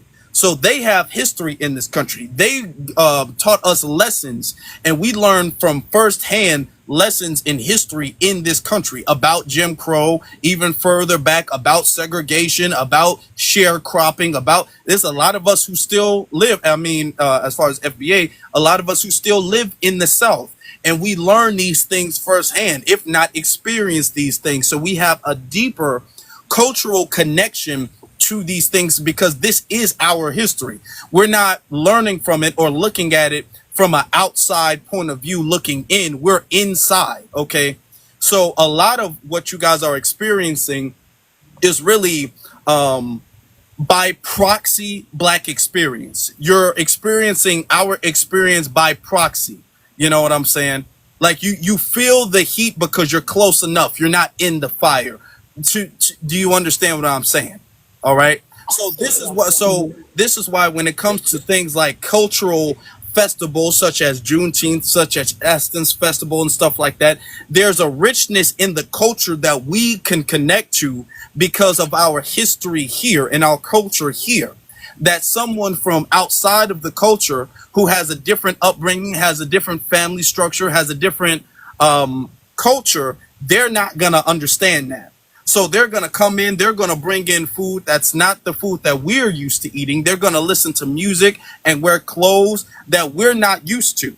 All right. And this isn't meant to be disrespectful to them, because we couldn't go to Somalia and say, well, I'm kind of Somalian because, I was born here. We couldn't do that, because Somalian people would check that, be all like, well, I mean, you're not really Somalian. Maybe your nationality, I guess, might be, or you might be a Somalian citizen, but you're not of the Somalian culture. They'll understand that. I mean, there's even different tribes in that, you know what I'm saying, in Somalia. You know what I'm saying?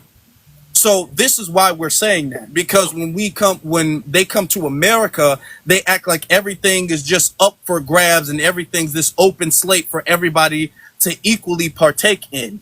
Okay. And that strips us away from the fact that this belongs to us. This culture belongs to us and is cultivated by us. The reason why we're talking about gatekeeping is because we have a certain cultural upbringing, we have a certain cultural understanding and appreciation for that. Other groups of people start to come in, and because they don't have the same cultural appreciation for it, they get to start changing it. You know what I'm saying? That's why Essence Festival is not how it used to be 10 years ago. All right? So it's starting to change because the people from outside of the culture are coming in and they're like, well, you know what? I'm going to make this more like home. You understand what I'm saying? So when they try to make things more like home, it strips it from what it used to be. You know what I'm saying? So that's why we're saying, in order to protect it in our culture, we need to preserve what it used to be and what it really means.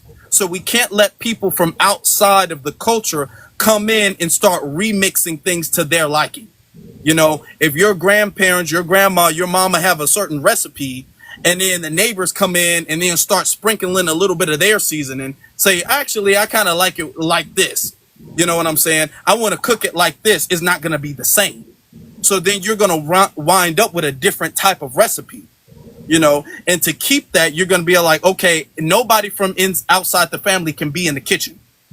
To keep the recipe as pure as possible, you got to keep outsiders outside of the kitchen, because when they get in, then they start adding different stuff to it. They start mixing stuff up, taking stuff out, you know what I'm saying? And it strips it from its original purity. So that's what we're doing here. Thank you for explaining that.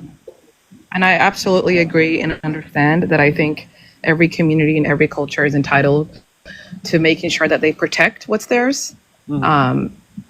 And so thank you for explaining that. Appreciate it. Thank you. One quick question. Somali, is that East African? Where's Somali? Right next to Ethiopia, and Eritrea, Kenya. So that's East.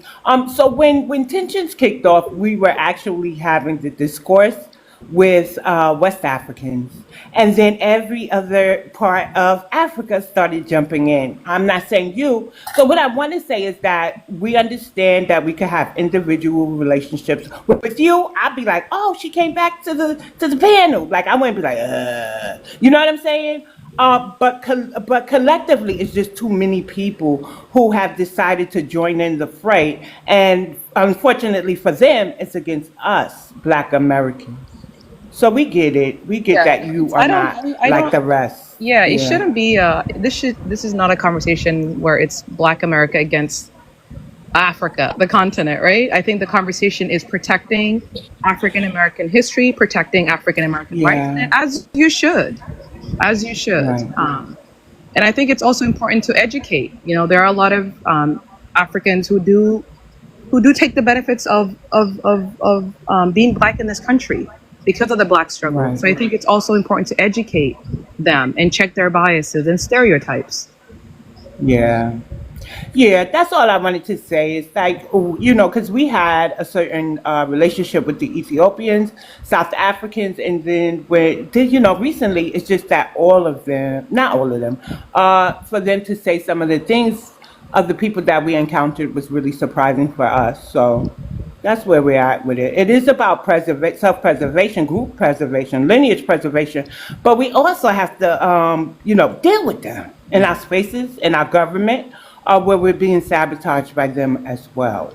Let me So let me that's another I want aspect. to add this before you move on. We have a history here of what we've done, and this is something that we're realizing, right? We have a history of what we've created here. If we don't gatekeep it, some other group of people will start to come in and they'll start to do it or whatever. And then next thing you know, they start claiming it as their own, which is why I got on the Haitian man a minute ago, because we, and as far as foundational Black Americans, this is something we experience a lot. This is what happened with country music. Okay, this is also what happened with rock and roll. You know, we create something, we make something great, and then next thing you know, other groups of people, outsiders, start to come in, and then over time, they elbow us out the room, and then they'll start claiming it. Now, folks is talking about Beyonce, making it seem like Beyonce stole country music, even though country music is our culture, and she's from Houston. You know what I'm saying? And you still got folks sitting up there acting like she stole something that doesn't belong to her, or rock and roll, or really pretty much all American music genres. So this is why we have to be so protective of our culture, because the second we start allowing other people to take a little bit, you give them an inch, they'll take a mile. And then next thing you know, we're fighting for the right to reclaim what belonged to us. So this is why it's not like out of no disrespect, it's not out of no hate or whatever the case is, but it's just out of preservation of the culture.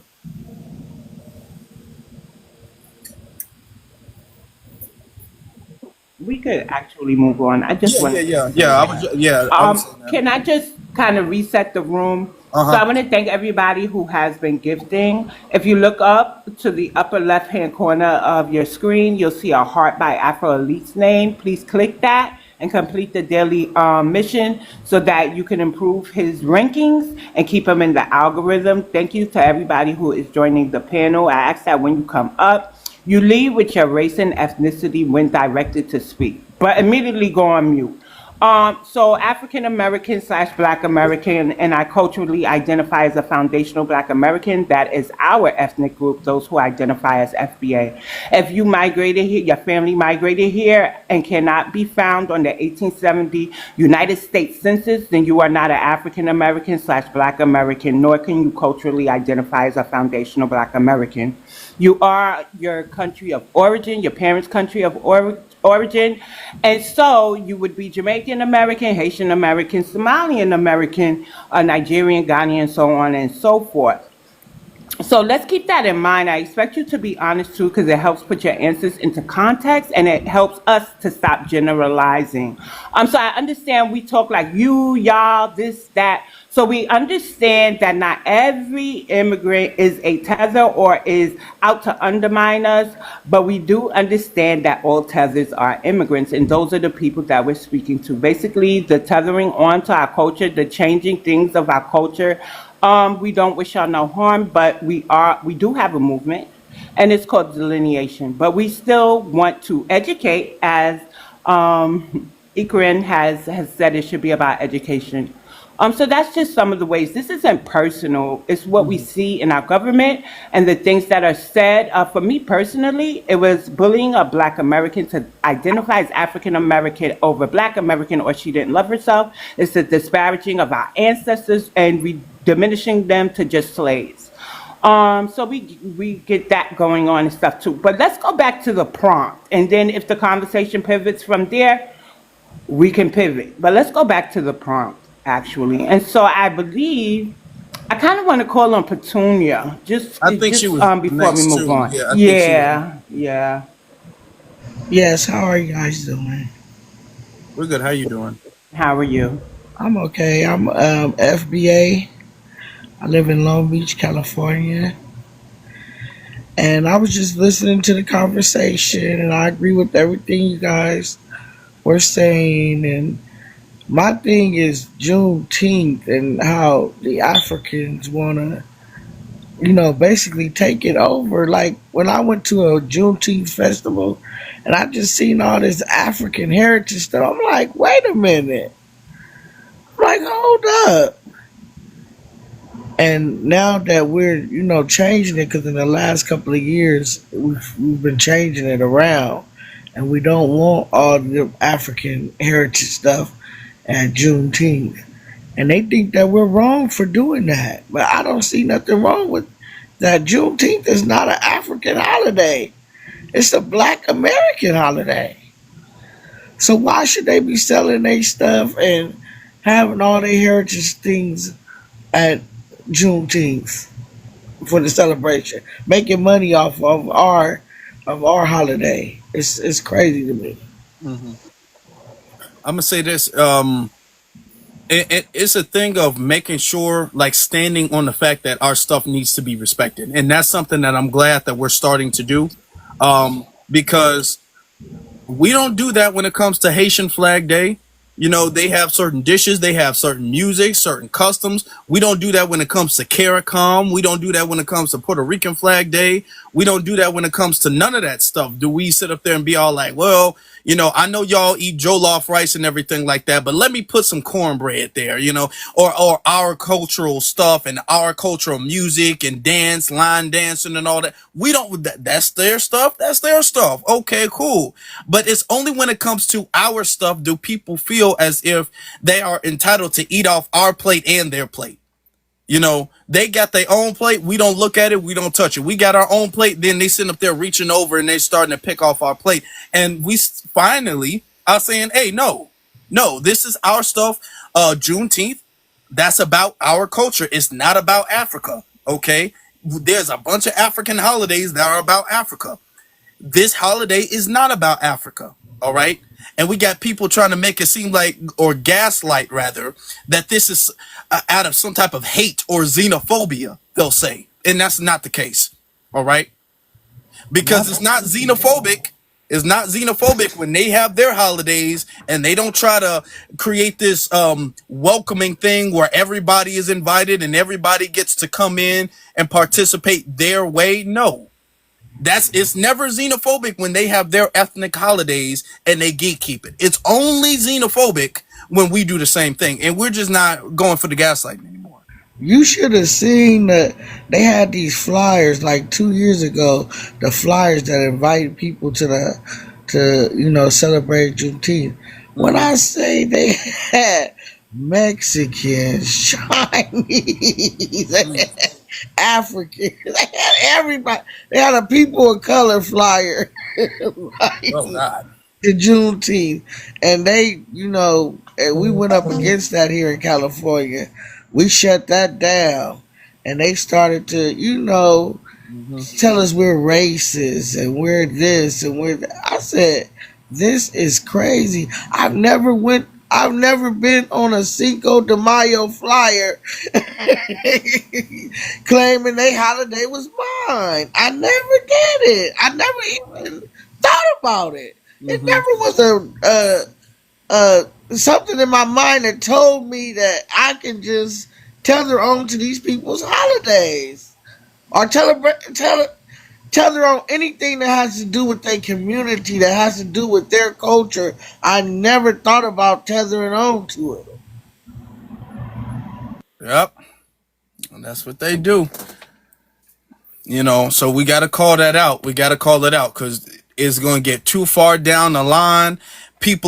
We have a newer generation starting to come up. People are going to start becoming confused. And then all of a sudden, if we don't start it now, where we are right now, years down the line, is not going to be next year. It might not be the year after that, but years down the line, then the origins and the original meanings of these things are going to start to become construed. Then people are going to start forgetting where the real origins are. They tried to do this with hip hop. We all knew where hip hop came from. We all knew who created hip hop. And then years down the line, here they come being all like, actually, did you really know it was Puerto Ricans that kind of really set it off? You know Was what I'm that saying? the craziest thing you heard?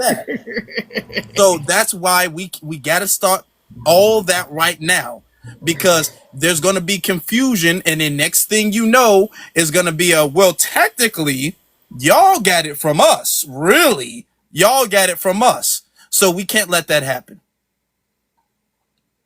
So All you had to do on the hip hop thing was go and watch Spike Lee's movie Do the Right Thing. Do you remember? hmm Do you remember when what's his name? Radio Raheem? yeah. Well, Remember they did remember the Latinos didn't want Radio Raheem play that music? yeah. But They let's didn't want yeah. it. You're right, but let's I'm gonna let you land. I'm gonna give you a good 10 seconds so you can Oh, make your go closing ahead. I'm statements and then we're sorry. gonna go I was to just rambling. Go ahead. who was next, BX? Who do you think was next? The mic off. Deli, and then we'll go to Payback, and then Lionel. Delhi? All right. Yes. Hello. I am a Black American, but I wanted to get on to the Africanizing Essence Festival. I wanted to start with that and say that, yes, that is not our culture. They want to impede on it. And I wanted to get into that simply because they want to sit there and call us like you guys are colonizers and things like that. One of the key points of colonization is to come into a country, right, United States, extract its resources, whether that be people, money, value of any kind, and then take that back home. That's just one, and that's a part of exploitation as well. But I wanted to get onto that topic as well as when people are saying we are West African and saying you don't know where you come from because that's such a ha-ha moment with them. They like to say you don't know where you come from. Okay, West Africa, Nigeria, Liberia, which looks like 49 stars are missing from the United States flag. Benin, Gambia, Burkina Faso, Niger, Senegal, Ghana, and a plethora of different places. Okay, so you don't know where that is. And I wanted to get onto the topic earlier of when they were talking about um, what is it called? Oh, we accept people, and like, oh, we just think because I could have sworn like 2 clicks ago, y'all were sitting there saying that you weren't black. We stated, and I think a lot of that just went over a lot of people's head, or I could be making a connotation out of it, like putting my feelings onto the facts. But if it's you here in the United States, you would just be considered black. You would not be considered, oh, I'm South African, or I'm this, or I'm that. You would not be considered. They just say black because that's how this foundation of America works. Mm-hmm. So they say that, and then all of a sudden everybody's black and they want to include themselves, and they say, well, okay, well, it's your struggle and all that other good stuff. We don't want to do that. Let's talk about our struggle and let's talk about ours. How come you couldn't do that back at your home? And I do not mean like go back to where you came from or anything like that. I mean, how come you don't stand up for the place that you are from? How come you can't organize over there? Because if you think about it, all of this, and I have a self thing where it's like, I know where the root is, which is colonization. I'm not about to sit there and argue with you. You are just in my way, trying to kind of like big ups yourself on something. We could talk about the hair. We could talk about the lingo. We could talk about the AAVE. We could talk about all of that and then turn around, do a 180 and say, you have no culture and yet you are living in mine. How come you are not proud of who you are? Because I don't see it on you. I don't see it in the way that you act. I don't see it in the way that you work. I don't see it in your work ethic. I don't see it in your name. I don't see it in anything. But you sit there and say that we have none. I wanted to get on to, I'm sorry, I'm talking fast because I don't want to be like very long and take up too much of you guys' time. But I wanted to sit there and talk about Miss Africa. Because if we're One really minute, gonna one just talk minute before you about, go. I'm sorry. Did you no, it's state okay. your race and ethnicity? Somebody Yeah. in the comments has asked. You did? Okay, Yeah, where I you said I was from? Black American. I Okay, made no sure that I problem. did. Just I'm sorry. right. And you're in New York? Because New York is No, I'm in questionable. California. That's why I sound like You're this. in Sorry. California. Okay, no problem. Thank you. No problem. But I Unless wanted they to. was talking about somebody else. But go ahead. I'm sorry. Oh no, it's okay. But I wanted to get on to the Miss South Africa thing where this girl, she was born in South Africa. She's phenotypically, or she would be considered South African. She's born there. And there was a whole bunch of South Africans that demonized her, created lies or created myths and stated that her mother had taken someone else's identity, her mother had did all of these things, and that she was a black woman, but she was disqualified. She left out of it because the criticism was so harsh. They allowed a white woman, a white tea woman, to be Miss South Africa, and they were like, that is my Miss South Africa. And I'm just like, colonization, this is the problem. This is the root of the problem. How come you guys keep speaking about these things where you need to go to a deeper level? When people say that they helped us or when they did anything to us, I'm getting passionate. But when people say, and I think her name was, I am so sorry, I'm going to butcher it, Chidima Atashina.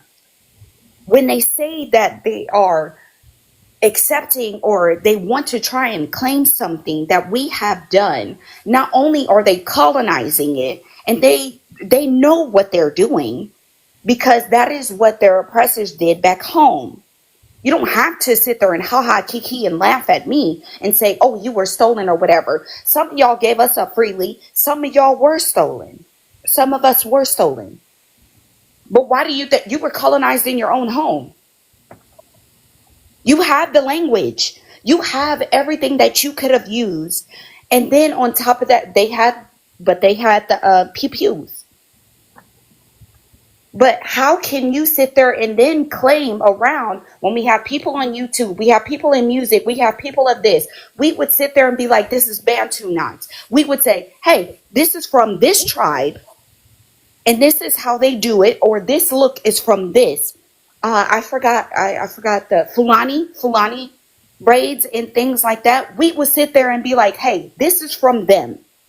We would not sit there and say it is ours, because it is not.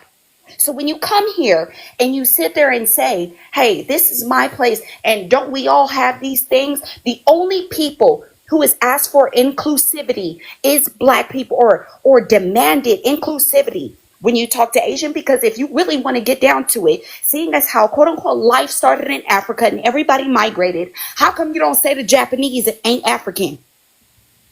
How come you don't say any Asian people are African? They don't know their heritage, right? They don't know their lineage, right? I have almost 500 years here, but I don't know where I'm from.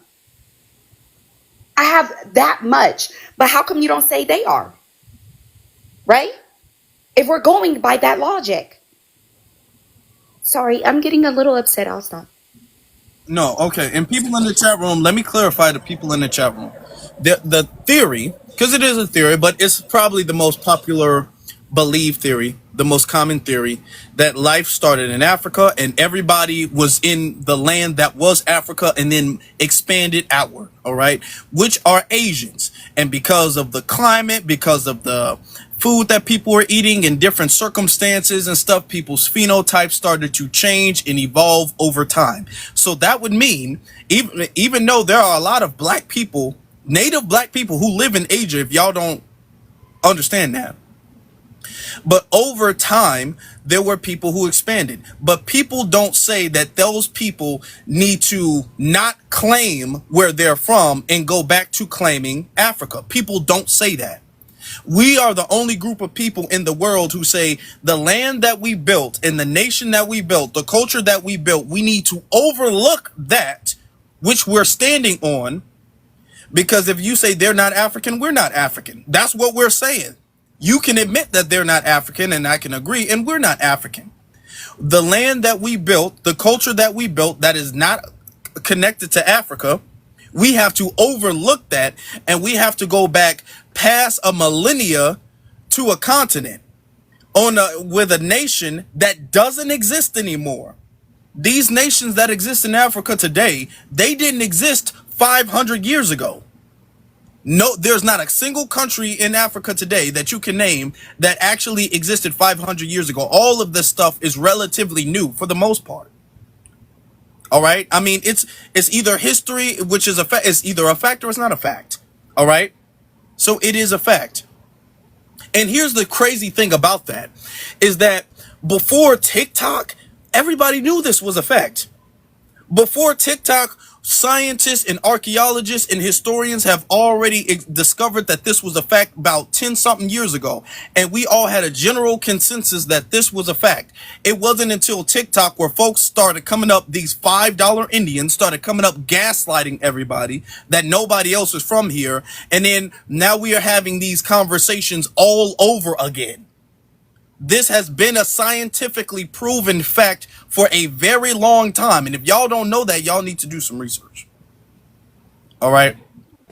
I'm going to say thank you to everybody who is liking the live, but there are close to 300 people in here, and we can get the likes up. We can do a better job. So as you view the discussion, if you could just remember every now and then to give us some constant clicks here, okay? Some likes. Everybody tap the and screen. I'll Let's land tap the there. screen real quick. Come on, family. Let's hit that tap button.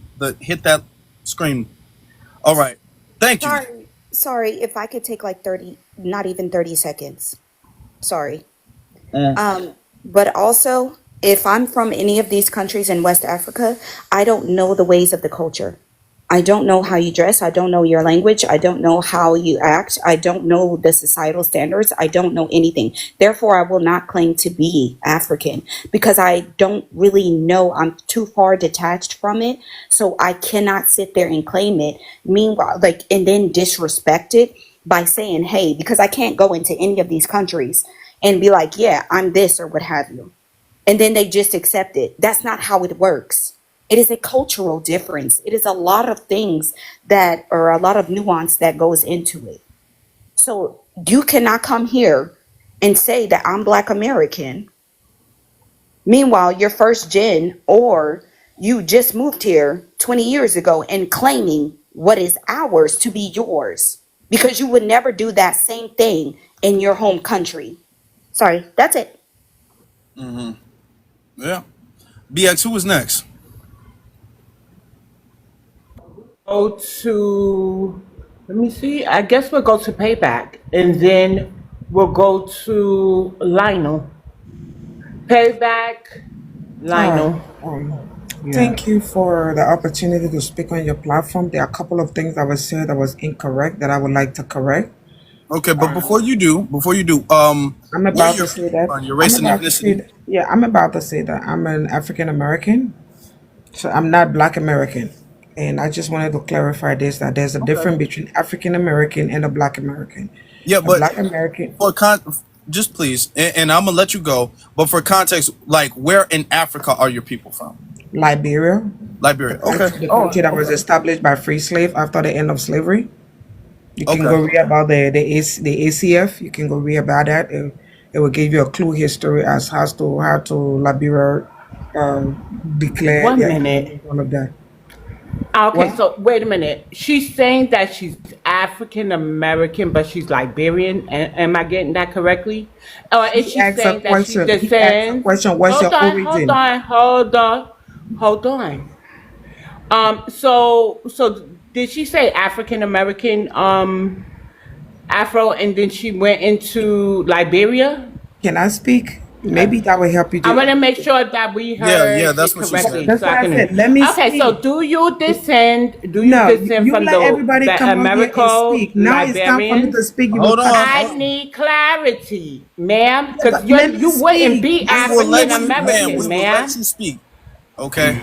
I need clarity because I know that you were I'm sorry, Afro. You were sitting here when I said if you can't find your ancestors on the 1870 census, then you are not an African American / Black American, nor can you culturally identify as a foundational Black American. Ma'am, you cannot migrate into our ethnic group. Our ethnic group is actually African American. And when you see the new censuses coming up in 2030, you are not to mark that box. It's going to be African American, Haitian, Jamaican, and Trinidad and Tobago, I believe, have to write it in where they come from in the Caribbean. African American is being defined, and Liberia is not a part of it. So what I was going to do was ask you, do you descend from the Americo-Liberian, so I could get an understanding as to if that's why you feel you're African American as opposed to Liberian American, ma'am. I just needed clarity.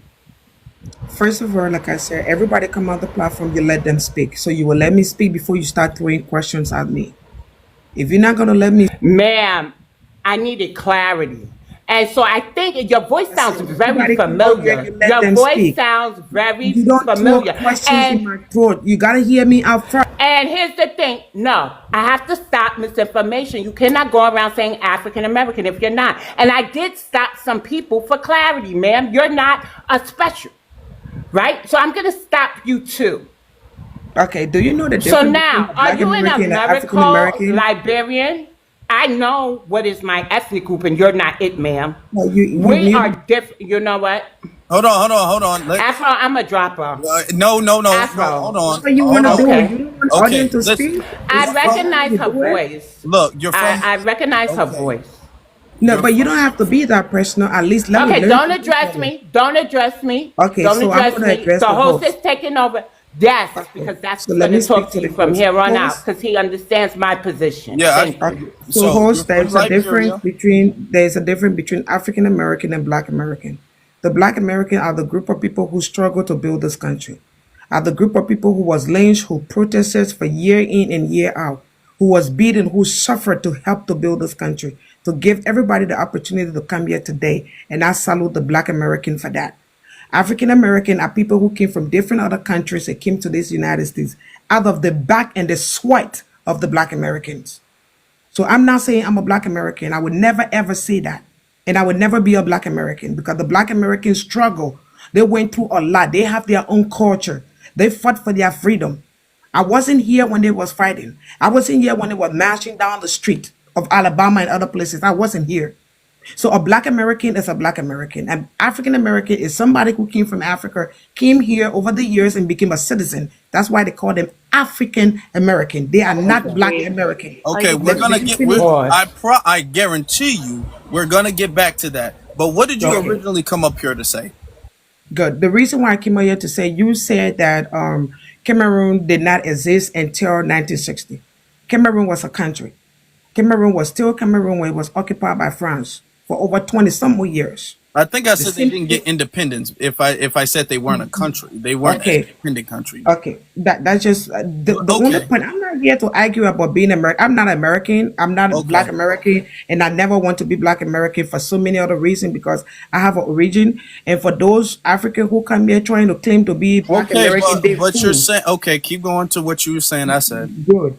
For those Africans who come here and trying to push you to accept Africa as your home of origin, they are stupid. And let me say the reason why. If somebody was brought over here as a slave, whatever way they were brought over here, their ancestors born them here, born generation. They build this country. This is their home. That is what they know. You cannot come here and insist on them that, oh, you are African, you have to be African. It doesn't work like that. It doesn't work like that. The same way, nobody is pushing to go to be British Black, British this, German that. Why is African coming here and trying to insist on the Black American of wanting to be part of Africa? I think that is wrong. Any African who is doing that, it is wrong. The only thing I urge you to do, please, when you're saying it, just say some of them, because not every one of us. Some of us who come from Africa, who know who we are, we don't try to be American. We don't try to claim to be Black American. I have a lot of Black American friends and Native American friends, and I always tell them I am an African. I'm opportune to be here. I'm opportune to be an African American because I have an American citizenship, but I'm not Black America, and I would not be Black America. And I appreciate Black America for the opportunity they laid down with their life for me to be able to come here today. And that's why I don't disrespect no Black American. I don't talk down on Black American. I don't do it, not today, not tomorrow, not ever. But those who try to impose on you to accept Africa as your home, I'll say to you, that is where you were born. That is your home. Fight for it. If you feel that somebody trying to change your culture, stand up and defend your culture. The same way I will stand up to defend my culture in Liberia, I will. In Liberia, we have two groups. We have the the native Liberian and those who came from slave, and the natives still fight for their right. So that is your home, that is your country, this is where you know. Fight for it. Let me. That's it. Okay. So let's get back to it. You finished, right? Because I want Yeah. to get back to. Let's get back to the African American thing. You said you're African American because you're from Africa. Are you a first generation or are you direct descended from Liberia? I'm first generation. First generation. So both your mother and your father are from there, and you were born here, right? My great ancestor actually came from Georgia. It's Okay. Congo. In Liberia, they call them Congo people. The Congo, the miracle Liberian. Where's your mother and father from? My biological father and mother. Yeah. That's what I'm saying. My mother language coming from Georgia. In Liberia, they call them the Congo people. That's Okay. the settlers. Oh, so your father is Cameroon or from Liberia? I No. mean. Your father's Liberia. Yes. Okay. And my mother's ancestors' background came from Georgia, the free slave that returned. So I'm mixed. I'm in between. I'm native Congo. That's how Okay. they call it. So your mother is not from Liberia. Your mother is from America. Yes, her entire descent. Yes. Okay. So you're kind of half Liberian and half Congo. Con- In Liberia, they call of Congo people. okay. So you're saying that you feel like you're an African American because you're from Africa, right? Yes, I was born there. I grew up there. That's where I am. So you were born in Africa, but your mother's American. No. Okay.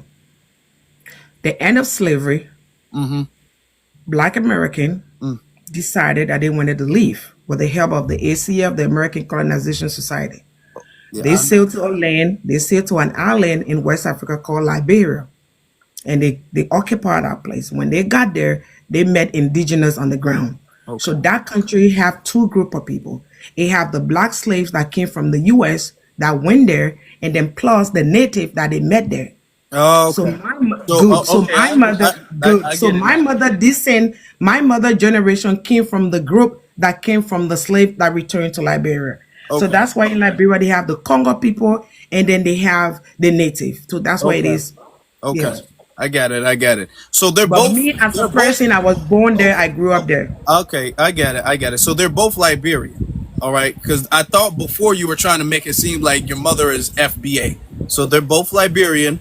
All right. Yeah. One is native and then one is from I guess when a few of them came over there. But you are Liberian. And Yes. you were born in Liberia, right? And then you came here. How long have you been in the States? And I'm asking all of this for a reason, right?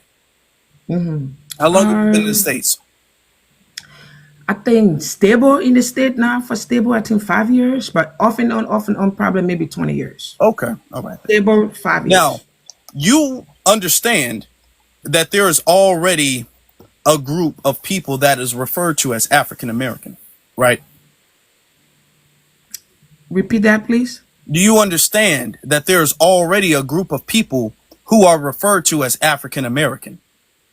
From what we know is that people that they call African American are people who migrated from Africa, like those who come here and then stay here, get citizenship. These are the people that call African American. That Okay. make a difference from us, from Okay. our understanding. What we know when we go to fill the application, that's what it is written for us. So when you naturalize, that's when they call you African American. You are not a Native American. You are not a Black American.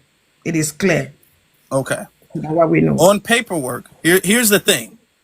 Us as the descendants of American chattel slavery, we are the people who are called and referred to as African American.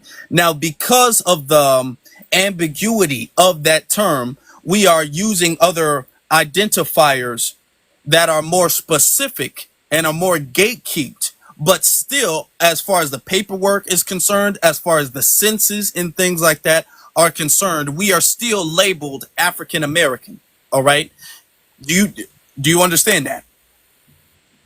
Can you repeat that? It was breaking in. Okay. On the census, we are African American. There was already, before you got here, there was already a group of people who were under the label of African American. We were on the census, on paperwork, referred to as African American since what, the 1980s? So I don't know that you were called Black African Okay, American. I know you were called okay, Black American. That's what I know of. I okay. have a No, question hold for on, hold Favor. on. Now on the census, that is what it's from. Okay. Now what we're having now is we're having a bunch of people, and this is really a recent development where we're having a bunch of people who are not from our lineage who are saying, well, technically, I can kind of stretch and reach and bend this rule, and technically, I'm an African American. So we got people like Elon Musk, we got people like Myron Gaines, we also have people like you who are now saying, well, technically, because I'm from Africa, we have that what the mayoral candidate in New York who's saying I'm an African American.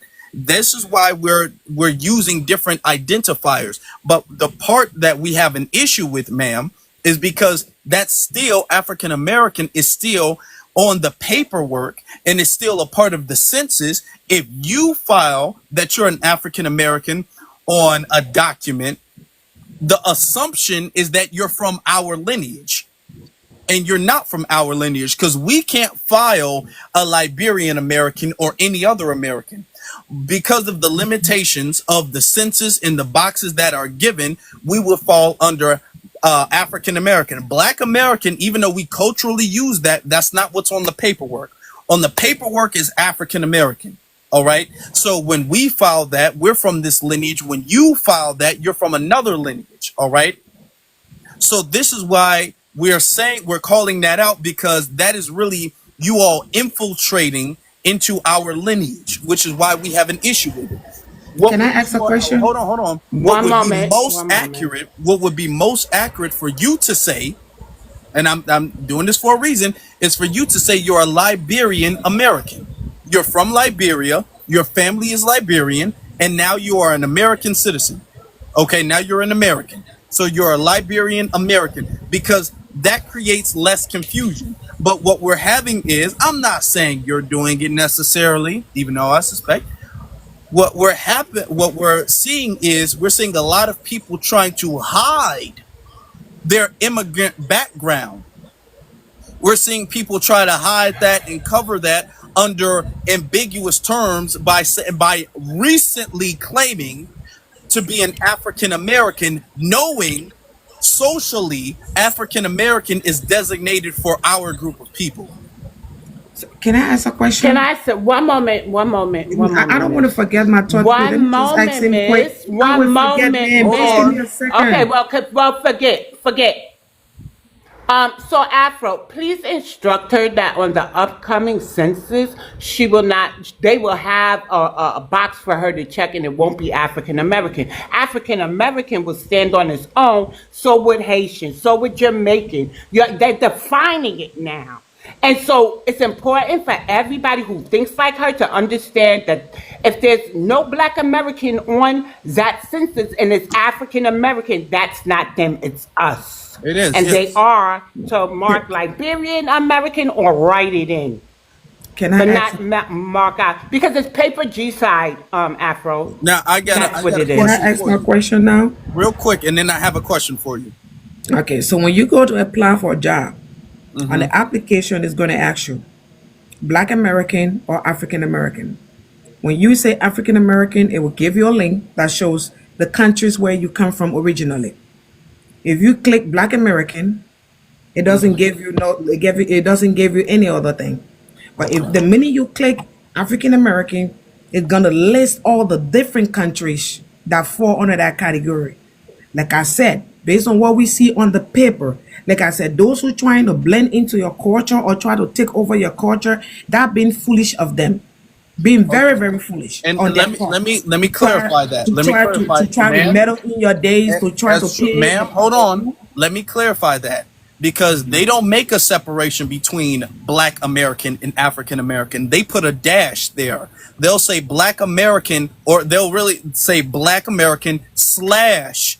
They'll put a slash. African American. Black American slash African American. It's not Good. Black When American you click or on it, hold on. It's not Black American or African American. So according to the paperwork, it means the same thing. It's a slash there. It's so my not a question, difference. So my question is, hold on. According to the paperwork and the census and the government and all of that stuff, when you say you're an African American, they're not going to calculate that as if you're an African immigrant in America. Okay, so this is why we're saying you all, and I'm not saying you're doing this deliberately, but I'm saying there's too many of you all who are like sneaking in or trying to hide the fact that you're an immigrant, or not really expose the fact that you're not specifying rather the fact that you're an immigrant, because there are things you can write in. They give you things that you can write in to specify where you're from. But if you just put the default check on African American, they're not going to assume that you're an African immigrant. They're going to assume that you're one of us. So this is where the problem lies with that. So what you would need to do, now that you know, which is my question to you now that you know that there is that we're already under that term, at least for the time being, are you going to now sign in that you're a Liberian American and stop claiming to be an African American, because that's already designated for a group of people? Like I said, I'm an African. The word African is for people that come from the continent Africa. That's the first thing. We got to clarify that. The name African is. I want to tell you that I recognize her voice, and she is somebody who has Man, you visited be the unfair to platform me. I've never before. been this. I don't really care at this point, because now you're not listening to learn. You're just listening to respond. But he And I'm asked me a actually question, tired of and you. I'm trying to answer And him. you gave the answer. You gave the answer, and it's alluding to, yes, you're going to still mark African American. So Are you here's going my to, yes or issue, no? Afro. That's why. Are you If going he's to going to let me, if she will let me speak, when Yes you or no? are Yes you or going no? to, because we got more people want to come up, are you going to, yes or no? Now that if you the now that application now if that the application say African American slash African American slash Black American, I will click African American, and then it's gonna give up the countries where I. Tripping. Thank you. So let me say this, Afro. Remember, there was a time before this influx of immigration that it was Black and white tea, and Mexicans had to write in other, so they fought for the right to be white tea. I don't understand why Black immigrants don't know to write in other, write in the other box. If I first could off, speak to that. This is for the longest frustrating. time, Black American, they didn't have, like, when it comes to the census, they'll have like Hispanic, and then under that they'll have like white Hispanic, non-white Hispanic, or whatever the case is. They'll have different markers for that. Under Black or African American, there's no other additional boxes. It's not like that was an umbrella thing and then there was an additional follow-up question. Once you marked African American, that was it. There were no follow-up questions. Are you an African American Haitian? Are you an African American Cameroonian? Are you an African American Nigerian? There were no additional questions after you signed African American. I just looked at the census a couple of days ago. They did make an update to it. There are no follow-up. Okay, a Black American and then African American. You're not telling the truth. She was not telling the truth. For people like, oh yeah, they did. No, they did not. Okay, when you mark African American, that is going to be it. That's its own box under the Black, under the racial category as Black. African American is its own box. All right. And I'm letting you guys know this is a recent thing now, where now they're trying to say, well, technically I'm an African American, because now we're starting to have our issues at the forefront now. Now we're starting to have our issues and subjects on front page news. Now everybody is hiding because you can write it in.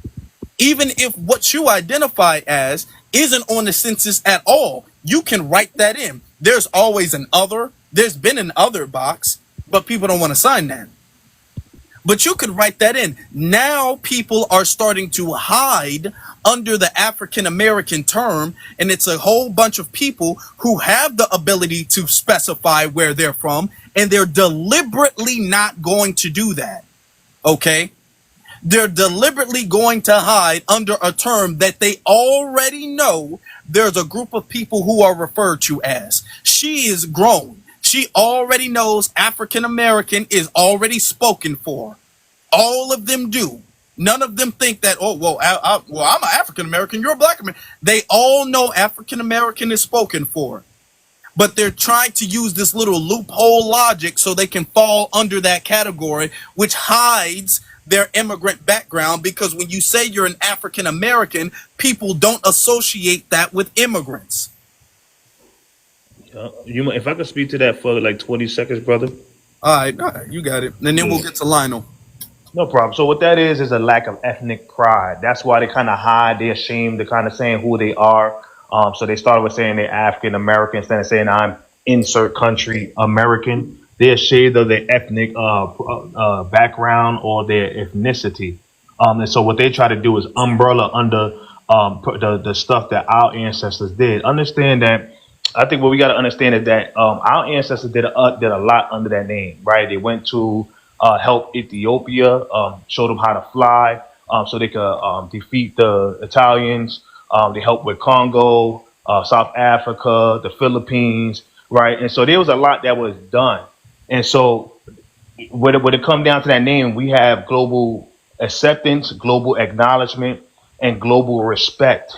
And a lot of people don't have the global acceptance, global acknowledgement, and global respect ethnically. So what they do is try to hide under African American. So when they go out to these different countries, that's what they'll say. Instead of saying I'm a Liberian American, they'll say I'm African American. So now people are like, oh, okay, you one of those people in America. You're those Americans in America. So we respect you, because they know outside of saying that, they won't get the same respect as if they were to say they're one of us. And then just to kind of for reference, there's a video online on Giggles. There's a Korean channel on Giggles. It's called African versus African American, and they both Africans, but they talk about this, how they have to cosplay under us to get the respect, to get a respect globally. Otherwise, they're not getting the same respect, because when people think of them as African Americans, they think of cool. They think of all these other things, right? They say that they can't speak their ethnic language, and they can't wear their kente clothes in these kind of traditional garbs. Because they won't get the same respect. So that's what that is. It's just lack of ethnic pride now. So that's why it's a rush to kind of bum rush our ethnicity. That's what it is, not land.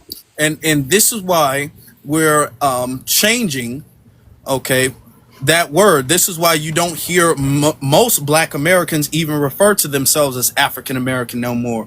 We'll use foundational Black American. We'll use Black American. Some people use freedmen or whatever the case is because we understand that that word is too vague. And it's now everybody's starting to look at it, and the word is already out. Everybody's starting to look at it, and now everybody's claiming it to be theirs. First off, it was a word that was really given to us from the higher ups anyway, but now we're starting to see it's growing. The issue with that word and the referring to that is already growing. But at the time of right now, we're still classified as African American. Even though culturally we disassociate with that, and we associate with other identifiers, on paperwork, we're still under that classification. So we're still keeping that at the time being. And we're not allowing you to, because she will sign and she'll get a job application and she'll sign under that, or she'll get a scholarship or some type of program that's meant for African Americans, and she'll say, well, I'm an African American, and that's why we have all of these African American foreigners, okay? And they'll be all like, the Juneteenth scholarship goes to somebody from Liberia who's an African American. The Dr. King scholarship went to somebody from Nigeria who's an African American. That we got to cut that out. We got to stop that. But yeah, Lionel. What's up? What's up, BX? How you doing, love? I'm fine. How are you? I'm good. I'm from New Orleans, so I'll talk about a little bit on my perspective, but I'm gonna go by my race and ethnicity and all that. So I'm Black race, ethnicity. I'm a Black American, African American. I always say Afro American, particularly from Louisiana, Creole, and I'm also partially Cape Verdean. So I want to speak on the whole about the festival, actually, through a Black New Orleans perspective on how this festival has drastically changed and has become really problematic within the city and stuff like that.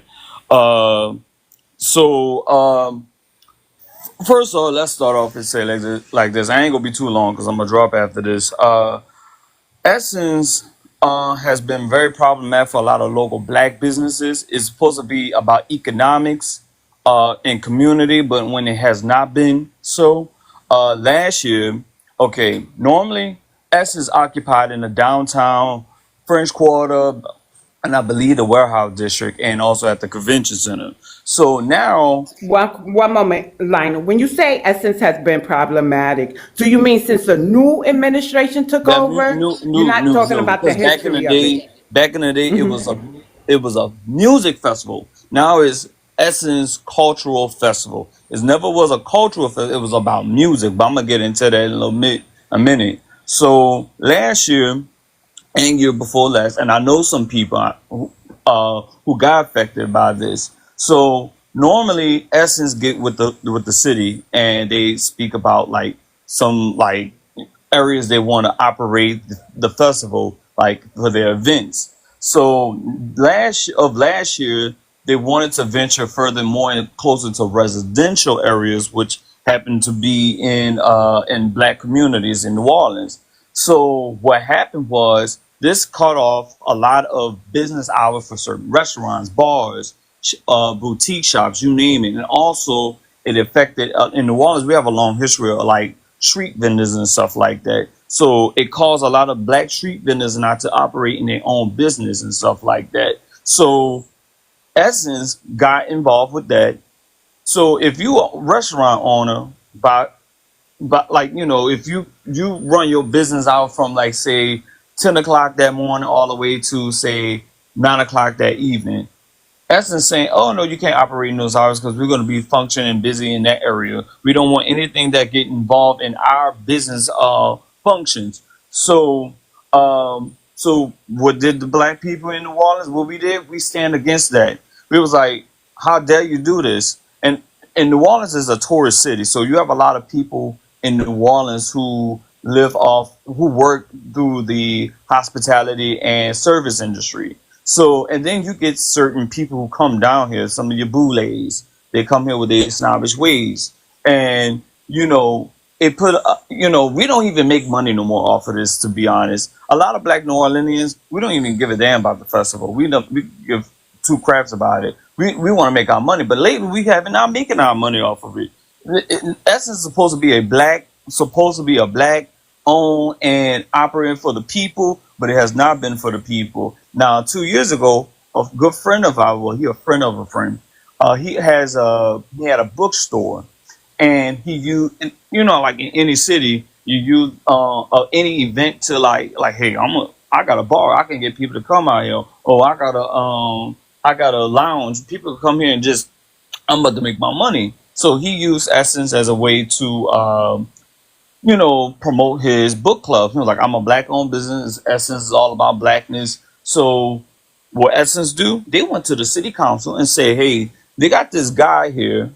And they never did this before. If you, the old Essence know that a lot of black New Orleans people is going to use that as an opportunity to make their money.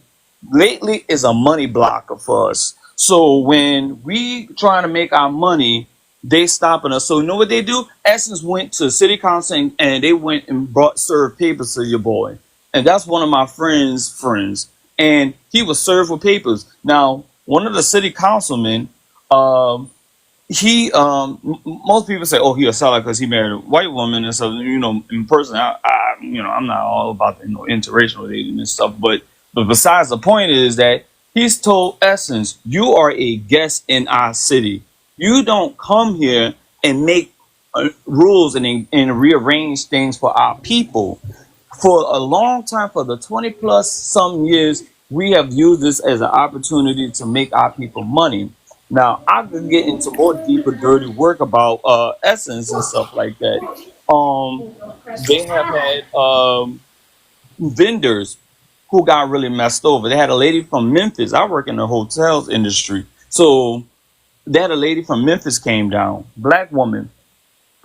She came here with her products. She sells soap, lotions, all this stuff is handmade. So when she got there, the people Essence she had a code to get inside the building. They was like, well, I don't know what you're here for. They was like, are you on the list to be a vendor? She was like, yes. So they were like, okay, well, you have to go here and go there. So they was pointing to different directions and stuff like that. So by the time she got to the right person, they said that they was like, oh, you need an access pass. She said, why do I get an access pass? And I'm talking about the unprofessionalism of Essence lately.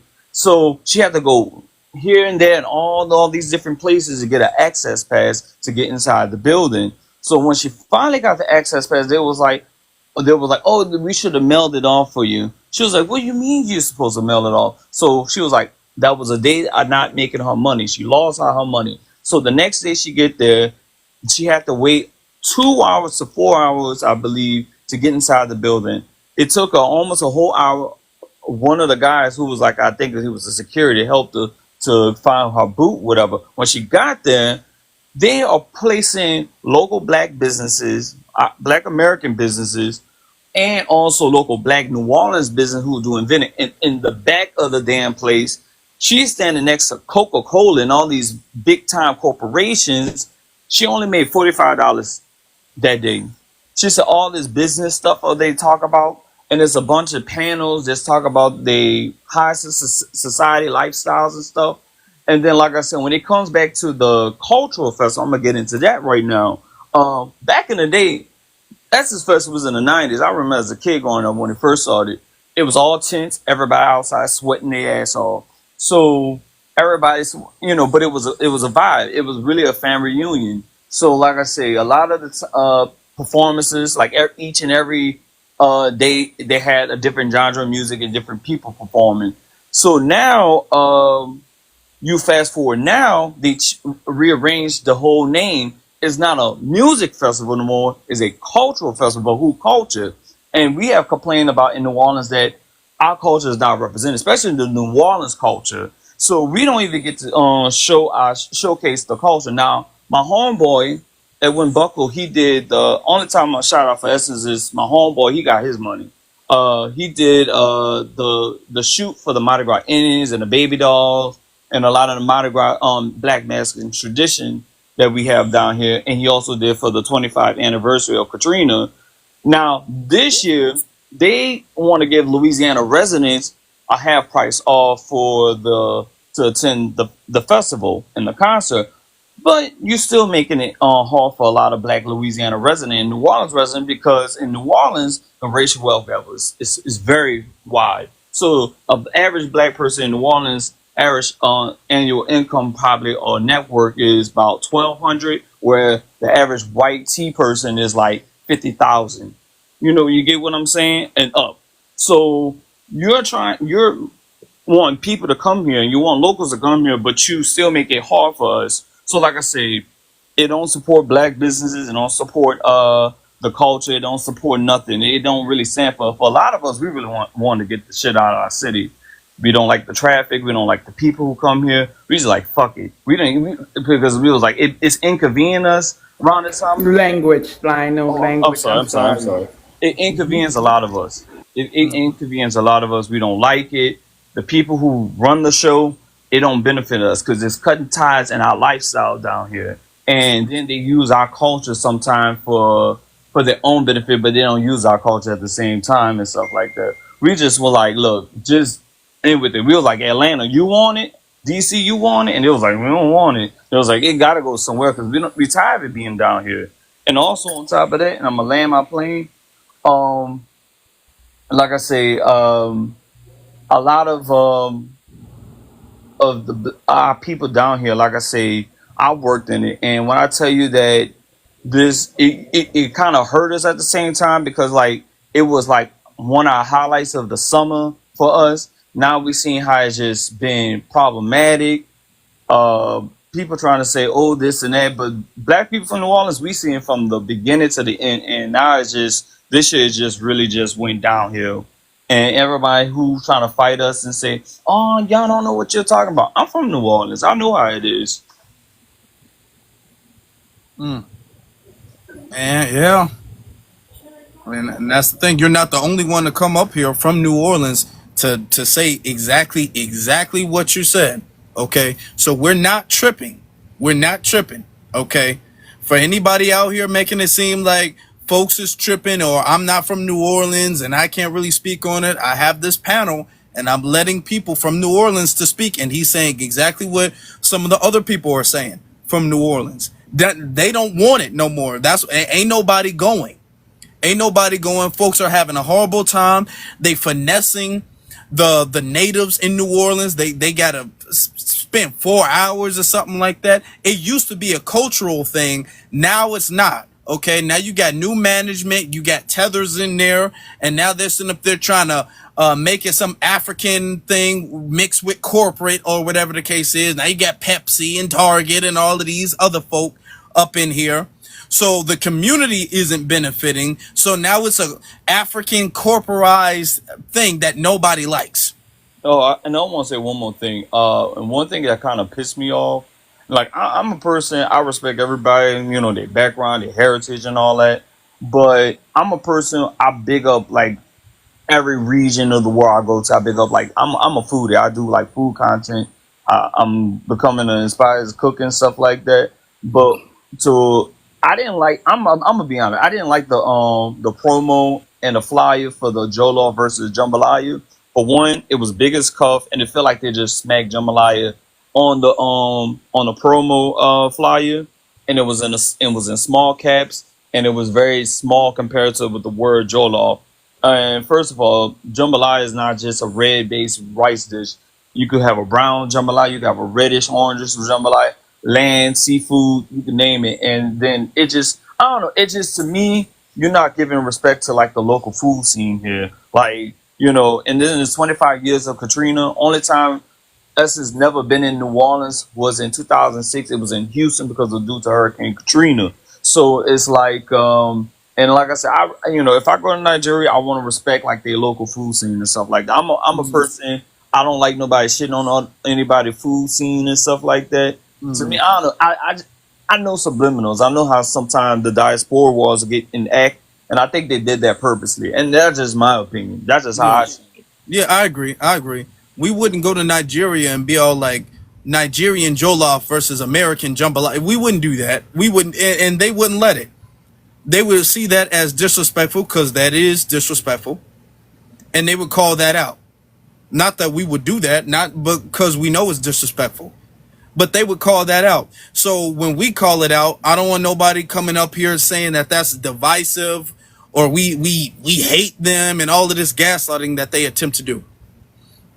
But thank you.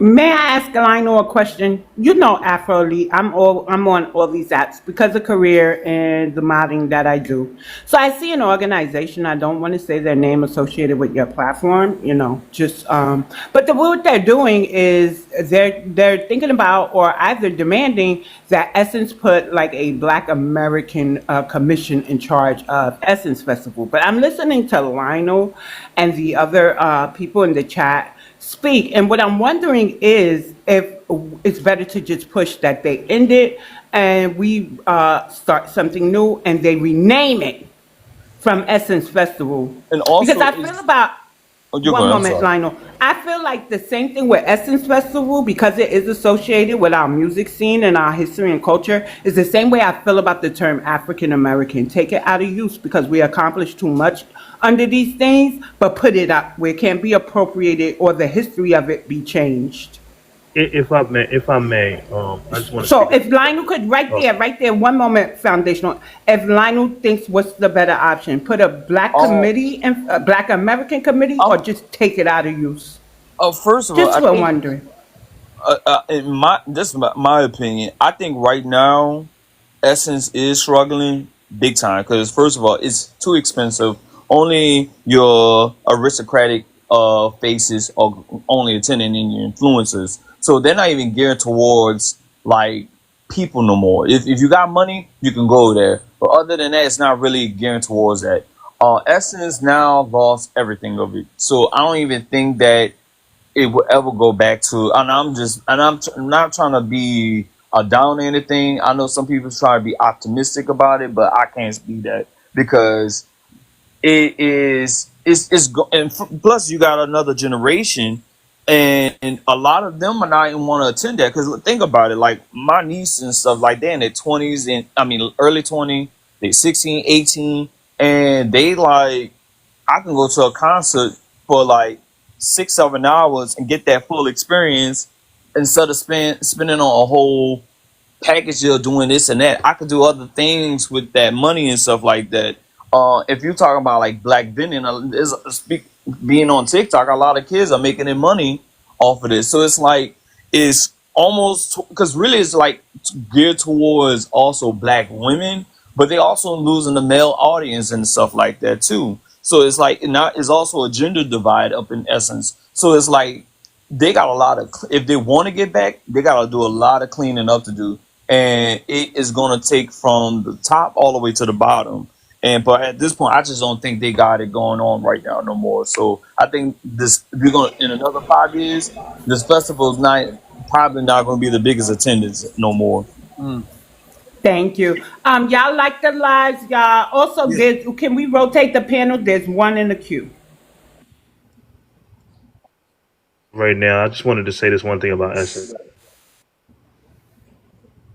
Go ahead. Go ahead. Okay. So in regards to Essence, one thing about it, I think that we should put somebody Black American at the forefront because then it becomes this game of every time they come and they infiltrate, we're gonna keep just closing things down or moving away. We don't do that. We're not gonna do that. Then it becomes that game. I believe what we should do, we are the majority. We should go back and take control of a lot of our things. This is what happened with the black businesses in certain areas. They closed down, and then now they started continually shut down. No, we're not going to do that. I'm tired of us. It's exactly what's the same thing with the African American name, right? The same thing. I may not use that name, but I don't want anyone else to claim it, right? Because again, our ancestors fought hard for that name.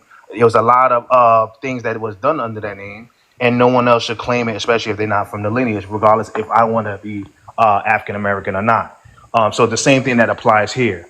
There's a lot of history behind Essence. There's a lot of things that were done behind Essence. And for our next generation, we want them to know, okay, these are things that was done. This is the history, and we have people at the forefront, so they can have opportunities and jobs for Essence in the future because they have a Black American at the forefront, heading it and making sure things are being done properly. The more we continue to just move away or I'm just going to drop it, then the more these things going to happen, and we're going to end up just continuously moving away. We don't come from a lineage of fleeing or running. We come from an ancestor that never ran, never fled, and we've always persevered through adversity. And so what we have to do again is just put somebody at the forefront. Yeah, of course, it's no soul now because other people took it, but we're just going to have to now reclaim it, put the soul back in it, and it's going to be popping again. That's all it is. Our people just got to get on, and I'm landing on this. Our people just got to get on, stop with the kumbaya. We all one and understand that not all kinfolk not all skin folk is kinfolk.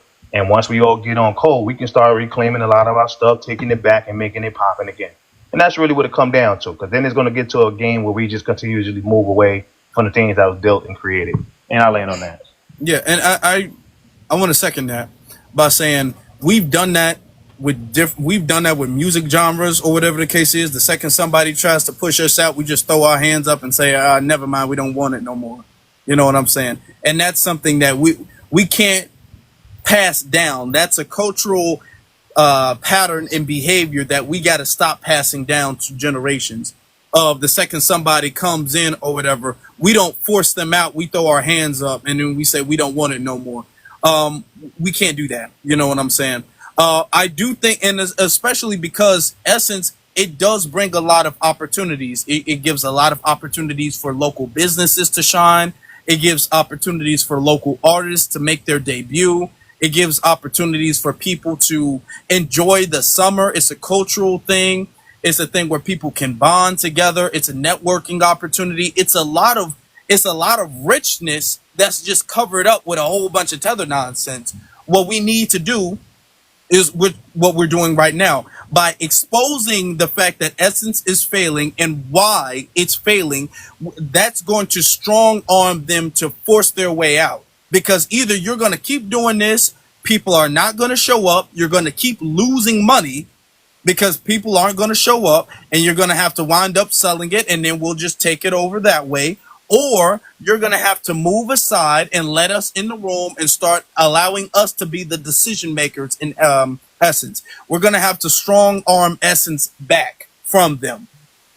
And what we're doing right now is the way we do it. Okay, by letting it be known, we are declaring that we are not going to Essence. If this is the management, if this is the leadership of Essence, we're not going to be there. By making that declaration and standing on it, people are going to start having to say, okay, well, we can't keep losing money, so they're going to be forced to do something. All right. You're right.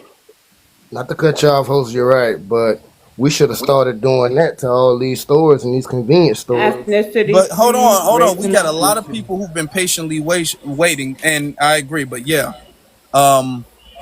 thank you. But let's get to who Zola. I don't know. He says, Hello. "How you doing?" Yes, I'm Nigerian. And did Africanizing Essence Festival ruin it? I do have a question. I did do a little bit of research on Essence Festival because I've been waiting for a while, so I thought let me check it out. But I wanted to ask you, in particular, Essence Festival, the origin of it, is it centered around hip hop music, or is it just a celebration of music? 1 minute. What is her race and ethnicity? I must have missed. She said she's Nigerian. Okay. Black. So your You're question Nigerian is it about American, hip hop right? music, or is it about music? What did you say again? I want to hear you clearly. Yeah, so the Essence Festival, is it a celebration of hip hop music, or is it a celebration of music? Like, what is the festival really about? Okay, well, the festival is a cultural festival about New Orleans, and it is a music festival. It's not necessarily relegated to hip hop in specific. It didn't really start with that. It started with different a bunch of different music artists coming together or whatever, and a bunch of different New Orleans specific culture there. So you had food and you had music, different stuff that is native to New Orleans. But it's not like a hip hop festival. It's more of a New Orleans festival.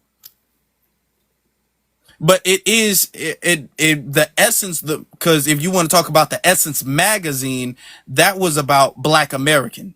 In particular, it was more leaning towards Black American women, and then the New Orleans Essence Music Festival was about the music. It's a music festival of New Orleans. You know what I'm saying? Yeah, so I have another question to follow up. So if the not saying it's right or wrong, because a lot of things you did say I do agree with, because I do understand that if something was originated from you, you wouldn't want it to be mixed. But if it's a music festival, how is it being Africanized? I'm just trying to understand, how is that happening? Okay, well, how it's happening is that you have new management that's come in. There was a culture around it. It wasn't just about, it was music. That was the base. That was the foundation of it. But there were also food vendors. There were also other vendors that would come in. They would sell clothes. They would sell soap. They would sell products. They would sell services. They would do other things. So it was a whole community of people who was coming in. It was the music, that was like the tip of the spear, but everything else around it, there were New Orleans people who were coming in for the culture of Black American New Orleans. All right. There were people who would come from out of town to partake and celebrate alongside them, to partake in the festivities of that. All right. So you had different businesses, clothes, food, all of that stuff there. Then you have new management comes in. They start erasing that stuff, and they start embedding more African themes in there. So it became, the music started to become less about New Orleans or Black American music. Now it's more about, you got your Afro beats and stuff like that. The clothes, it started to become less about Black American made clothes. Now it's African themed clothes. You got, instead of us having beads and stuff like that and on our clothes, now you got dashikis and stuff like that. You have the cultural soaps and services. Now you're starting to see immigrants coming over, and they're starting to embed their history or their culture in there. The food that was sold and eaten at the festival was Black American food. Now you got Jollof and other cultures' food in there. So now it's starting to become less about New Orleans or even Black Americans. Now it's starting to become about this melting pot of Africans. Okay. And that's what a lot of people aren't liking. A lot of people aren't feeling that because that wasn't the original core of New Orleans. So Not New it's Orleans, of Essence. so it sounds like it's more of a management issue, and that's what I'm asking. It's more of a management issue that is really happening, right? Yeah, it is a management issue, but what we're calling out what the management is doing. Okay. Okay, yeah, that makes a lot of sense. So what do you think would actually, how do you think you could change that? I mean, why weren't they listening to you? Is there a petition you could do? What could you actually do about it to try and influence the management? Bigger than any petition. The thing is, they do that to make money. So by them not making any money, and by native New Orleans saying, hey, we're not going, it's not the same, we not trying to go no more, by making them lose money, because when they pocketbooks hurt, that's when they start to, petitions, okay, complaints online, okay, but when they see they're selling tickets, because it costs them money to set this up, when they see they're selling tickets and ain't nobody buying the tickets, that's what's going to get their attention. All right. So in order for us to take this back, they need to lose their grip. They need to lose the power of it. Okay. So by us not showing up, what this does is, when you got sponsors, Coca-Cola, Pepsi, Target, all of these people who are sponsoring these events, they're sponsoring these events with the expectation that they're going to make money. Coca-Cola, McDonald's, they're not going to sponsor an event that nobody's showing up to. So when we stop showing up, they're going to start losing these sponsors. McDonald's going to be looking like, y'all making less and less money every year. I don't know if I want to sponsor this. Coca-Cola, Pepsi, they're going to be looking like, yeah, y'all making less and less money. I don't know if I should be sponsoring this. You know what I'm saying? And then that's going to cause them to, because of the economics, that's going to cause them to either leave it, okay, or make us in charge or put us in charge. Understandable. Thank you for explaining. That was really it. Oh, thank you. Thank you.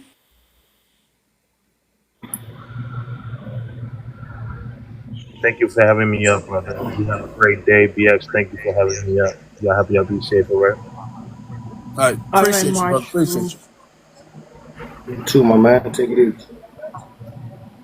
Let me see. So, who's next? It would be either Detroit K or Call Him Out. I'm leaning towards Call Him Out first, because I believe a lot of people were adding Call Him Out in the chat. So I'm not really familiar with what they were saying, but let's find out. Nah, bring May up here. You want me to go and speak? May. Call him out. Yeah. What's up? Said you was xenophobic to that woman, and she disagreed with you. Hold on. Who's speaking race and ethnicity, please? Who's speaking right now? Droop, go on mute. Yes, ma'am. Go on mute. Race and ethnicity, please call them out. My nationality more American. Okay, so we didn't ask nationality. We said race and ethnicity. That's what. Everybody else has been saying race and ethnicity. My we race are not is children, sir. We're not children. I'm trying to look. I ain't trying to go back and forth with you, man. I'm trying to speak. Okay. I'm not trying to be like the other lady or none of that race stuff. and ethnicity, please. Okay. My nationality is Moorish American. My race is Asiatic. Now, what I was gonna say is about the African American term. African American term is not a new term. They just reintroduced it in the 80s. Okay? And it was reintroduced by a European, and Jesse Jackson just co-signed for it. But that's how they able to use, and how they introduced it, that's how they able to use the term African American for, loans, for school, etc. That's how they getting the jump on our people. Okay, so that's nothing new. It just be reintroduced to the people. So when she saying African American, the lady that was up here who you was going back and forth with, that's why she defending that so because they've been taught that for so many years that they think Okay, let him go. Wait, hold on. Let him go. And I believe he's addressing me. Go ahead. that they think that's the right term for them. You know what I'm saying? So like for example, Afro Elite, you know who I am. I'm Michael Young Bay. Um, So, like for example, when we first started going down to our city hall, aldermen used the term African American, but they referring to people from Africa. But see, people from Africa supposed to use their nationality. They supposed to say they Sudan American or Nigerian American or whatever the case may be. They shouldn't be using the term African American. And that's why some people back then in the 80s when they reintroduced it, some leaders were saying, no, well, we Afro-American to distinguish ourselves from them. And that's where the confusion coming in at, I believe, with the term African-American. That's all I want. Okay, cool. So when you said the lady you were going back and forth with, you were addressing me, correct? Yeah, I was saying I ain't want to go back and forth with you and like the other lady. No, I said the lady. Okay, so good. You know, So here's the lady thing. the lady that was on I know there who you're from, talking about. Right. She's Okay. familiar to the platform. She's been here before. I recognize her voice. So I want to give you an example. I socialize a lot with Jamaicans, right? And so they use a term called cooling. So I used the term in a chat, and a Trinidadian was in there. She said, please don't use that term. Coolie actually is derogatory, and we are called Douglas. I said, okay, and I've been using Douglas ever since. I have taken coolie out of my vocabulary, right? So my whole thing is education. When you are educated by someone of a group who a term applies to, what's the hardship in not in accepting the education? So there's a lot of things that we thought were right, which were actually wrong. And you cannot tell me that they don't know the truth about it, right? Because if they migrate here and be, one moment, I'm a land. So if they migrate here and they are saying, when they migrate here, there's an indigenous black people here, right? That's my ethnic group. That's my lineage. So who are we if they can be us? Just because they migrated here. But when they go back home, guaranteed they're going to go back to being Liberian. Exactly. Right. Okay, And cool. that's what So when you Y'all say, tap the screen. Let's get the likes up. And that's what I'm in. hey, I'm going back and forth with her. I'm familiar with her. She's not accepting the education, and I wasn't.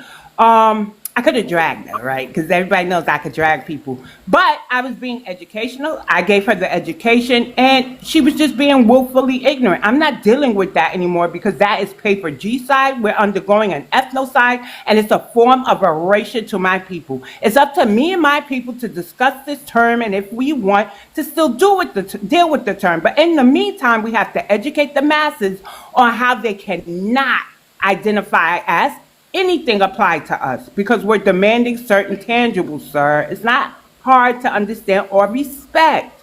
And I don't understand why everybody's not respecting Black American voices, foundational Black American voices, when we tell them the truth. I'm not disagreeing with. Hold on. Let's get understand so it won't be no misunderstanding. I ain't want to go back and forth with you. I wanted you to let me finish saying what I was saying. Stating because I don't want the back and forth. That's the only reason why I mentioned her. To be honest, you know what I'm saying? Because you cut me off. I was being xenophobic, I think you used. So if education is did you use the word xenophobic? I never said that. I never even used that. You did. Somebody said either you or Not for you, or the that other was man. Who said somebody? Because y'all both was off. I said. Okay, you said said The other me. guy. Hold on. Can I this call him out? I did not use that term. You did. I did not. That had to be the No, other guy. stop. I did not use Yeah, that it was term. the other guy just admitted that he did. So okay, Mike, here's So the I'm thing. that, and that's why I made the statement when I first got in, because I'm not trying to be back and forth with nobody. I'm just explaining the history of how they misuse the term African American. That's all, and why they got that understanding that they can do it, and why they've been doing that all these years. That's It, why they got an African. That's why they got African commerce. You see, they should have a Nigerian commerce or whatever country they come from. So they showing a lack of their race pride. You know what I'm saying, for their own country.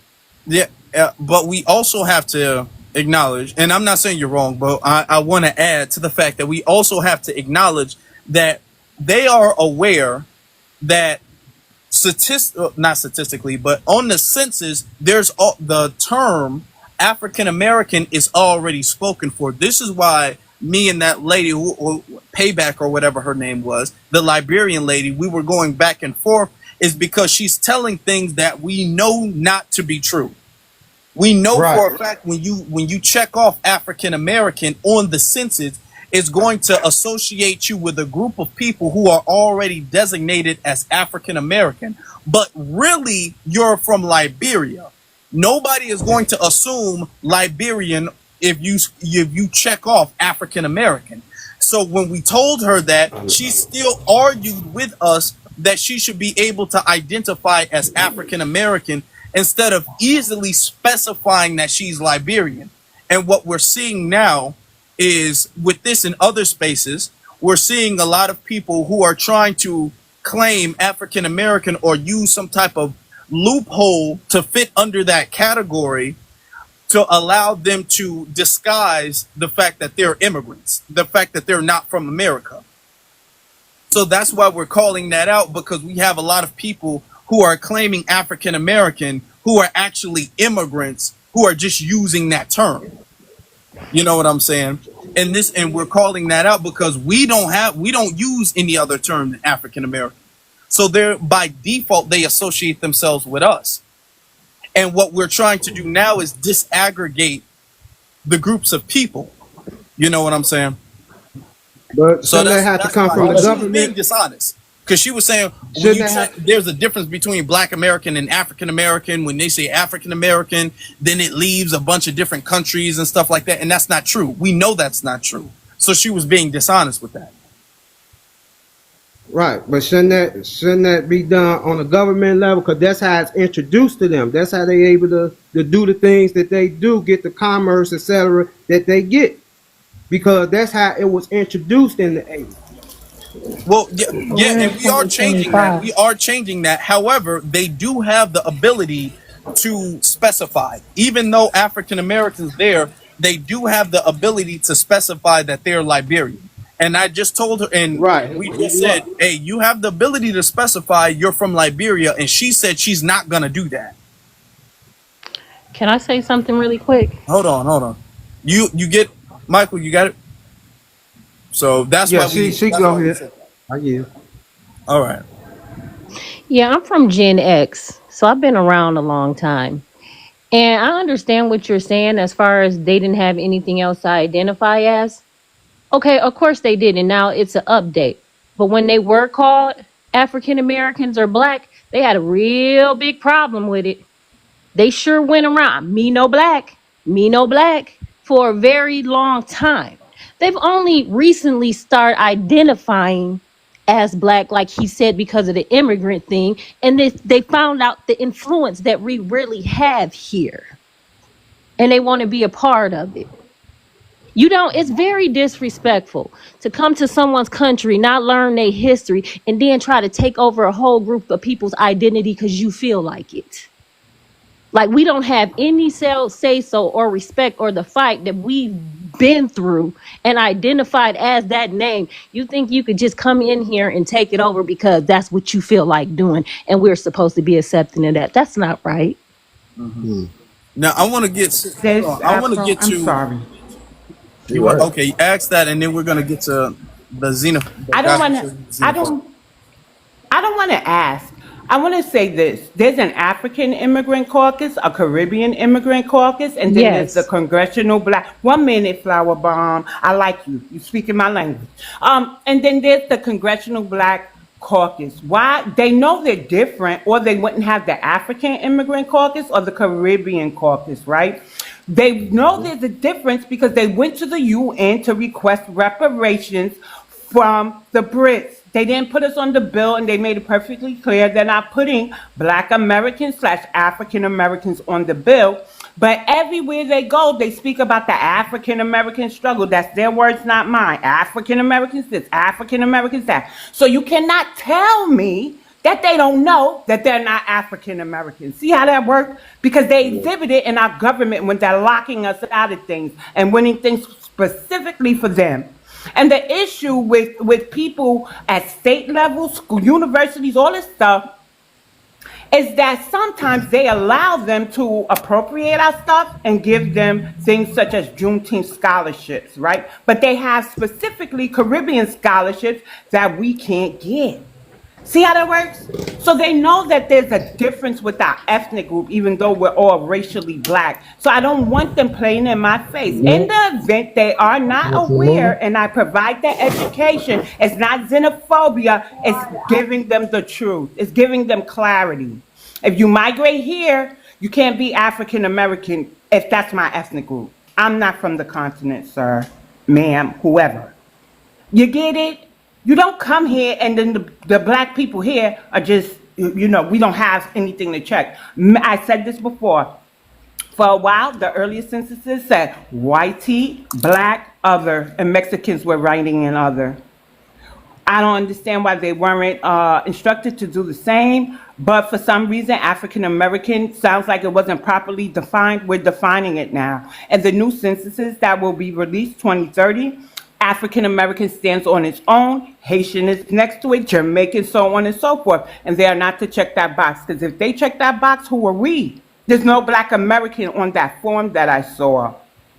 Get it? And somebody in the chat said, well, tell the government to put FBA on the census.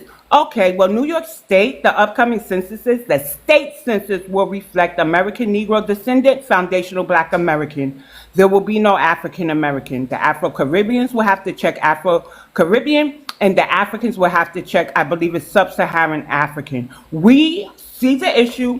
We're actively rallying to change it, but until then, we still have to educate, so y'all won't be lost. But here's the good thing. White people still have to identify who they are, and they have to pick Irish, Italian, or German, so on and so forth.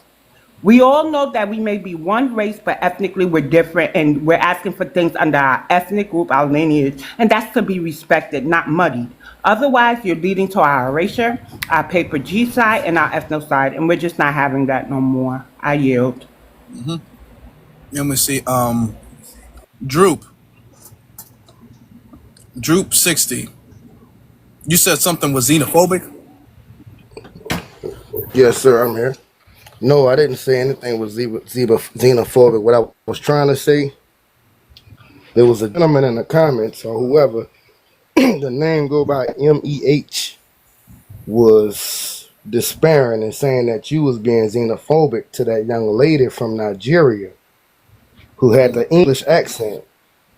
And she just agreed with you. He was like, yeah, he was being xenophobic to that young lady, and she just agreed with everything you said. That's what I was talking about, bro. That called me out, fella. He didn't say anything about no xenophobic that I seen. I'm talking about in the comment section. Okay. I'm reading, you know what I'm saying, too. Okay. So I wasn't trying to throw anything off. I caught a little pause. I'm like, wait, bring that person in here so they can explain what they meant by, they didn't get what you were saying. You took a good 3 minutes and explained verbally pretty much everything to that young lady, and I don't know, I guess he still feels some kind of way. I suppose so. But why the Asians ain't had this problem when the Chinese came here around the 1800s? 1 minute. We have to be careful with certain. 1 minute. We have to be 1 minute, Drew. We have to be careful when saying the C word that you just said, because some people's lives have been brought down.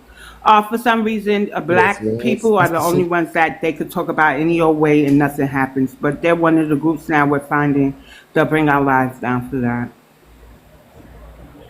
Okay, I was I'm just saying sorry, like but we know Vietnam. who you're talking about now. Go ahead.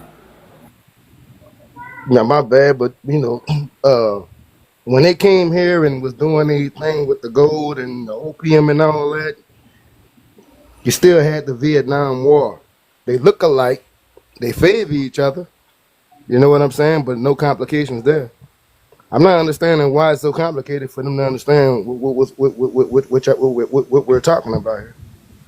I mean, there's no disrespect to African culture, no disrespect to nobody. It's just, goddamn it, don't you sit here and try to take responsibility for something that our great grandparents and people had to really deal with because your ancestors gave us away. They all, If that's the case, they all, if that's the case, brother, they all understand. and I doubt that's the case because we've been here. They, We've been here in America. I'm gonna say, hold on. They understand. Sir, I'm sorry. They understand. They all do. I mean, All of them. we've The been here. reason why, We've let me been let me here. explain the reason why they get it. The reason why they get it is because the second anything like that remotely happens to them, they immediately jump on it. They start shooting that down. You know what I'm saying? Remember Michael B. Jordan? And remember when Michael B. Jordan tried to launch a rum named Dravette, and you had a whole bunch of people from the Caribbean. Nicki Minaj even stepped in and was talking about how that's cultural appropriation and he should change the name and he's not Caribbean and what is he doing and that's disrespectful. Boo up the bam. It wasn't no, ain't we all from the motherland? The boat just dropped us off at a different place. It was no, he's not Caribbean. True. So he don't got no right to True. use that word. He don't got no right to this culture. He don't got no right to nothing. So and nobody defended Michael either. None of the Caribbeans, But none of the Pan-Africans, nobody said, oh no, we all one people, we all from the mother. Nobody did that. They I understand forced what you're Michael B. saying, but Jordan to what? change the name. Okay, remember And there I was did. another, This my first time. hold on. Remember there was another video of, it was a couple of them, but one went really viral of a woman a few years ago by saying black Americans shouldn't be at carnival at all, and carnival should only be for the Caribbean, and you need to be either from the Caribbean or a Caribbean descent to be in carnival. And she don't want all of this Americanizing of carnival. Do y'all remember that? And you had a whole bunch of Caribbeans who were siding with that. You didn't have nobody disagree. You didn't have nobody say, oh no, come on, we all from the motherland. The boat just dropped us off at a different place. Remember the line they used? Now, when the police pull me over, they're not gonna ask where I'm from. The same Which one stuff are they do you? with us. The same stuff they do with us, they didn't do that when they tried to gatekeep their stuff. They having carnival in America and telling us we can't go. But they didn't say, now when the police pull us over, they're not going to ask if I'm Caribbean. But no, okay? You recently had, they have the Haitian flag day, they Puerto Rican flag day, and they'll let it be known they don't want to see nobody else's flag. They don't want to see that stuff at all. So they know exactly what they doing. But now when it comes to Juneteenth, now we got to sit up there and have this argument over if it's an African holiday or if it's a Black American holiday. Now we have an Essence Festival and folks are playing dumb. They're playing dumb and acting like they don't know what they're doing. They're acting like, hold on, You now the right. boat dropped us off at 2 days. Ain't we all from one place? Though there was one speaker who came up here, was all like, hey, everybody from Cameroon, y'all don't act like it. Y'all been not acting like that. Now when it's our turn to do this, now we keeping the same energy. Now we all from Cameroon. No, miss me with that. No, so they A all lot of know times, what they doing. I know what you're saying. You're right about that, big brother. But a lot of times, bro, it's something going on that it's something going on that we really don't even know what's going on. Um, it's like black. I mean, BLK controversy sells. So when the COVID situation was going on, we had the beef with the artists going back and forth, and they kept everybody pretty much going, I guess you would say. They need it's like it's a necessity to cause confusion between blacks, even especially rich blacks. You know what I'm saying? Like you never heard of God rest their soul. You never heard of Toby Keith or Randy Travis or George Strait going to war at the Country Music Awards type stuff. You feel me? So it's like they thrive off of black goddamn controversy. And it's that's just what it is, bro. And And it's if just we not. stopping that, we It stopping sounds that like because we don't do that to them. That's my thing. Is that if because folks who keep making it's Yeah, not a psyop, it's not that because we don't do that when it comes to their stuff. We don't go to their lands and do what they do here. Okay, we that's don't. true. They come here and they partake in holidays of a land they don't even live in anymore. Okay, in a country they don't even live in anymore, and we let it be. And now when we try to partake in our culture and our holidays and our traditions, they be coming in, invading and tethering all over that. And we're not going to let that happen. That's But understandable. If I could just add to what you Hold you said, on. got Let's real, real quick. you got politics. Because Detroit Detroit's been has waiting been for a good sitting here minute. just nice and quiet. Yeah. Detroit, can you state your race and ethnicity? Hey BX, hey Afro, how are you guys doing? Hey. My name is Detroit Knows Best. I am Black American on both sides, descendants of freedmen, and it's been a while since I've been on the panel. I miss you guys. So I wanted to just Returning. no problem, no problem. So I wanted to just add, I just drop a little bomb and then I leave. But I wanted to just add some information. So I'll say that I've had proximity to Essence and the old regime for many, many years. And I want to tell y'all that you're not crazy. This is actually, it's not by happenstance. It's not a mistake. This was a strategic approach. In 2022, I don't know if you guys remember when the new owner of Essence took over Essence, about a couple of years after that, there was an open letter that was issued by some of the older people who were a part of Essence.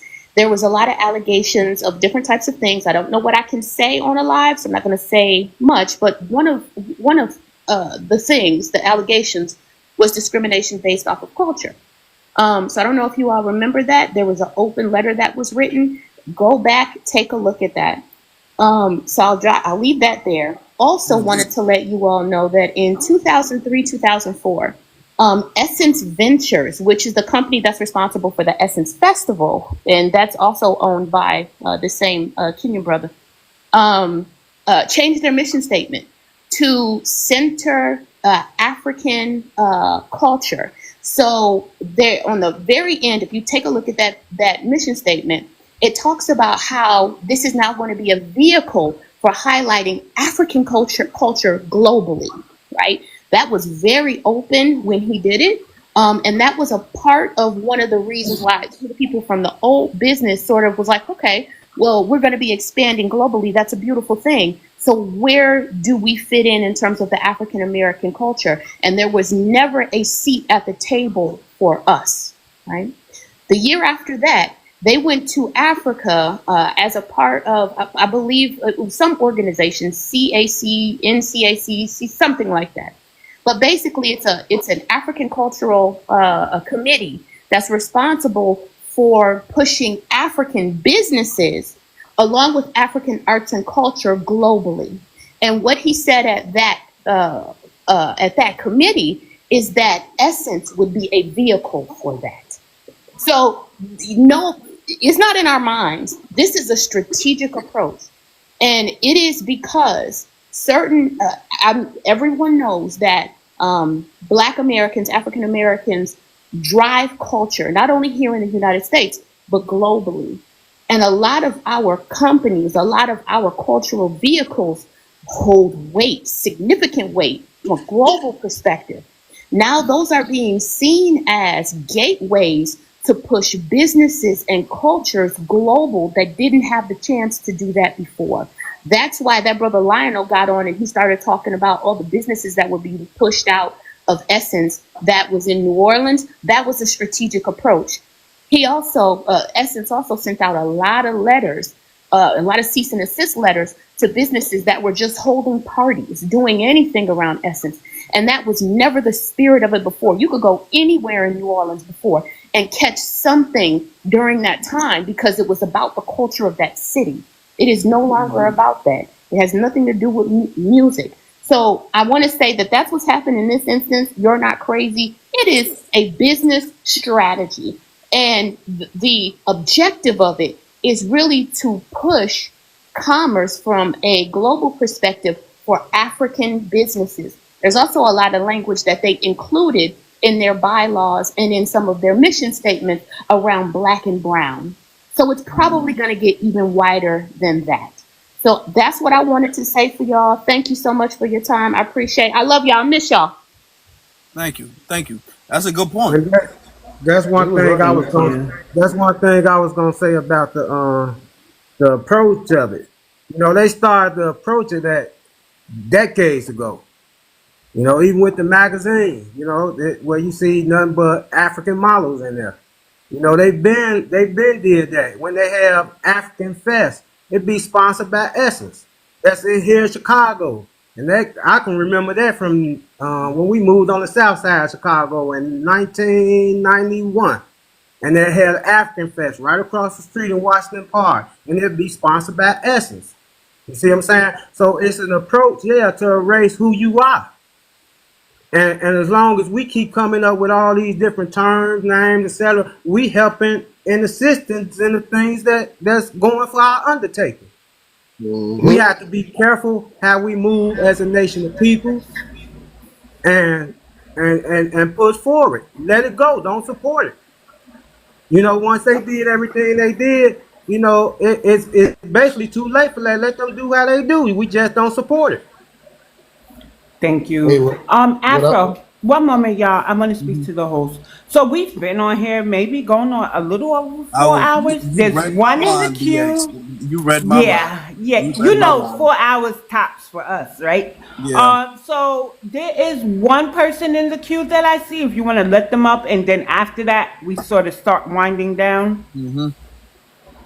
Thank you. Who is in the queue? I don't see anybody in the queue. It was Shy, unless they pressed it by mistake. Yeah. Okay, Shy's okay. Yeah. Okay. So who's next, Afro? Flower Bomb, did you get out what you wanted to say? If you finish and you land it, then we'll go to only one. Jimothy. Oh, Jimothy's here.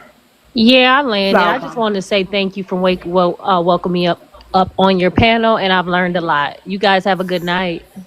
Thank you. You too. I'm sorry, I don't know how to drop down though. We got you. Okay. Okay. Only one Jimmy. You got it. Yes. Yeah. Hey, what's going on, Afro? What up, family? BX, how you doing, love? Fine. How are you? I'm all good. I just wanted to come and just piggyback off a couple of y'all points. I really was just in here just to download and Race and ethnicity first. Race and ethnicity first, please. Yeah, for sure. My race is black. I'm half Guyanese, half Black American. 100% business though. 100% business.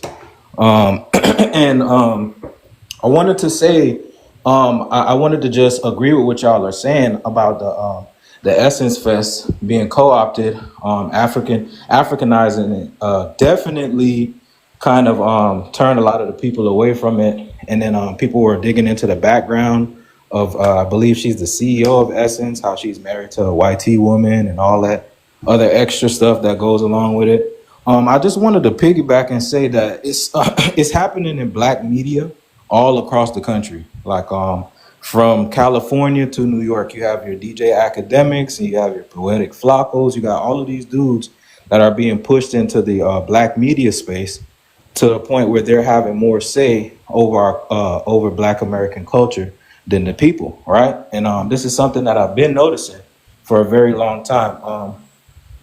What they're doing is they're practicing open discrimination in a lot of these places. Like I live here in Florida, surrounded by every different Black ethnic group you could think of. You know what I'm saying? From Bahamians to Haitians. You know what I mean? And I grew up fighting all of them. So I kind of seen a shift in with the music and entertainment scope.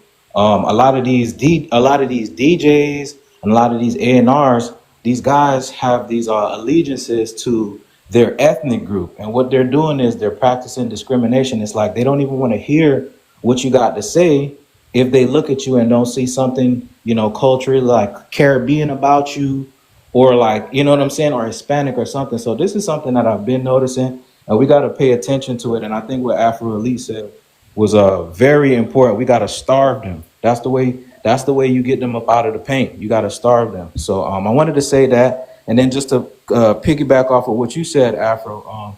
Yeah, when Michael B. Jordan tried to bring out that drink called Juve, they went crazy, And the funny thing about Juve is a Caribbean celebration where it's basically Freaknik with a bunch of paint, people throwing cheeks everywhere, you know what I'm saying?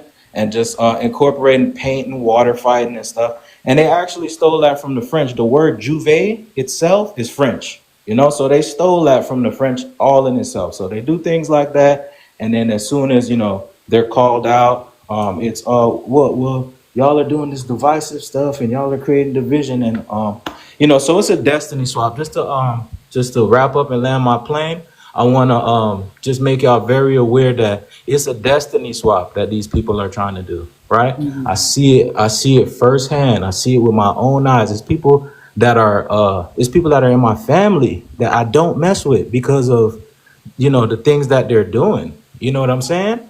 And they're trying to destiny swap, put themselves in political positions and government positions and positions in entertainment, and pretend as though they're from the ilk of Black America, and really they have ulterior motives, and these people don't respect hip hop the way that we respect the hip hop. All you got to do is look at what New York is producing now, right, compared to what it used to be producing, right? Look at how they always trying to make it seem like rap and stuff didn't come from the South. They try to landlock it to New York. When we have brothers that was rapping in the 40s, we got Jocko Henderson in the 50s rapping. You know what I'm saying? Come on now. So it's a destiny swap that they're trying to implement, and they're collaborating with the Africans. And I want y'all to pay attention to this. Some of them are collaborating with the Africans when knowing dang on well that Black Americans rode for Caribbeans. Africans ain't never did nothing for the Caribbeans, ever. All you got to do is look at the history. Thank you. All you got to do is look at the history. They won't even add Haiti to the embassy and make that, you know what I'm saying? It's a lot of things that they're doing. And for a lot of the Caribbean people, I be telling them all the time, y'all gonna catch yourself on the wrong side of history, because Africans ain't never did nothing for y'all at all. And they come with the rebuttal. Oh, what could they do? They're poor. Nah, we don't want to hear all that. It's 1 billion of y'all. Y'all put $1 together. Each one of y'all put $1 together. You know what I'm saying? It's a lot that they can do, but they act. They play this game. So I want y'all to pay close attention. We got to get Black faces back in the media.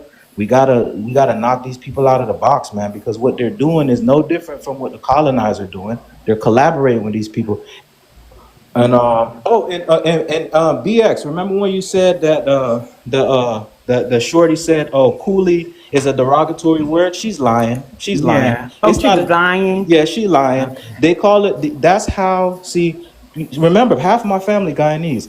That's how they identified the people that were undermining the natives in Guyana. The coolies was undermining. They were getting into government position. It's very similar to what is happening over here. I hear the same story over and over. The coolies was getting into the government. I think they did pew pew attempts on Desmond Heights a couple of times. They're doing a lot of little things like that, and they're making their areas that they live into. They're getting all the contracts and stuff, making it look better there, and starving the natives there. So that's how the natives there identified those people, the East Indians, the coolies. Douglas refers to more, Black people with swarthy features. You know what I'm saying? Kind of like how the indigenous brothers would say they are over here. So Douglas, it was my understanding that Douglas are the East Indians and African descent, right? The Asian and African descendant on the island. Like Nicki Minaj, isn't she like East Indian and Afro Trinidadian? Like it's a bi-ethnic mix. Right, it's a bi-ethnic. That's who I understood Douglas to be. Right, it's a bi-ethnic mix, but it's Black for sure. It's a black bi-ethnic mix. Kind of like how kind of comparable to like FBA, how a lot of FBA will have like native, or you know, they got them nice, the nice silky hair and the plaits and stuff.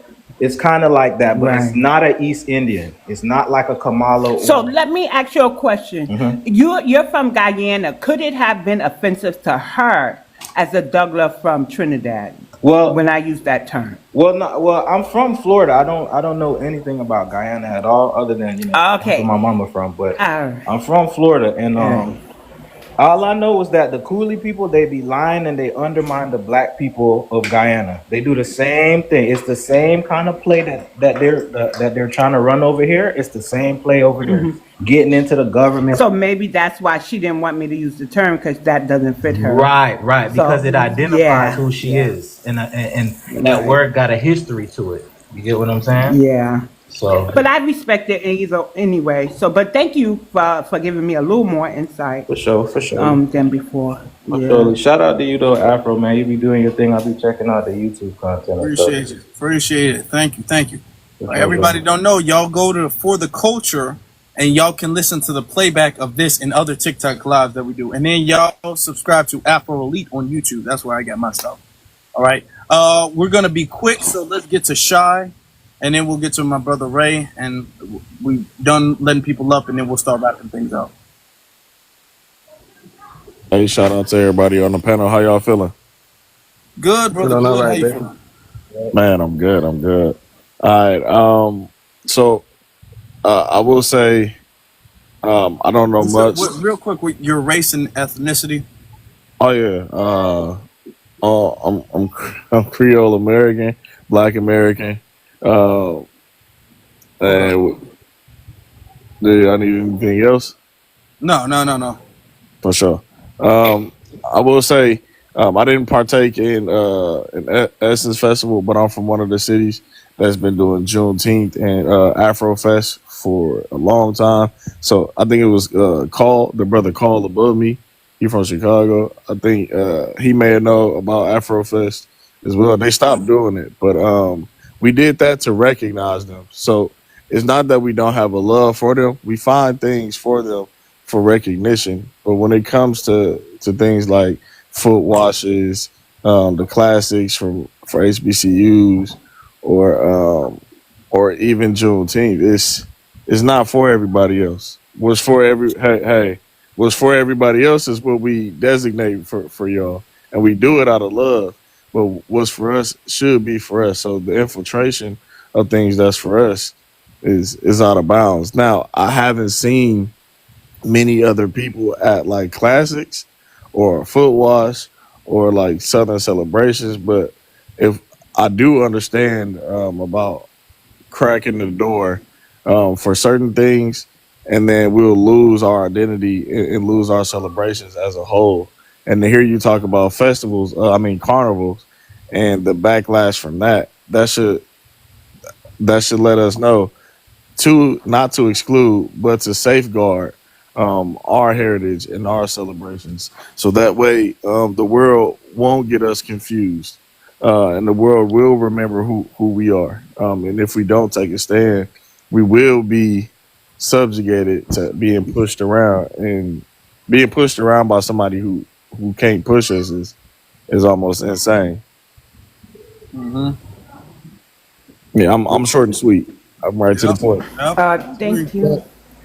HBCU. Afro, did you, woman, Afro, going back to hip hop, did you see, and I shared this on Twitter, LL Cool J, Paramount, Run DMC, what are your thoughts, real fast? Will we host it Real live? quick, Are we boycotting?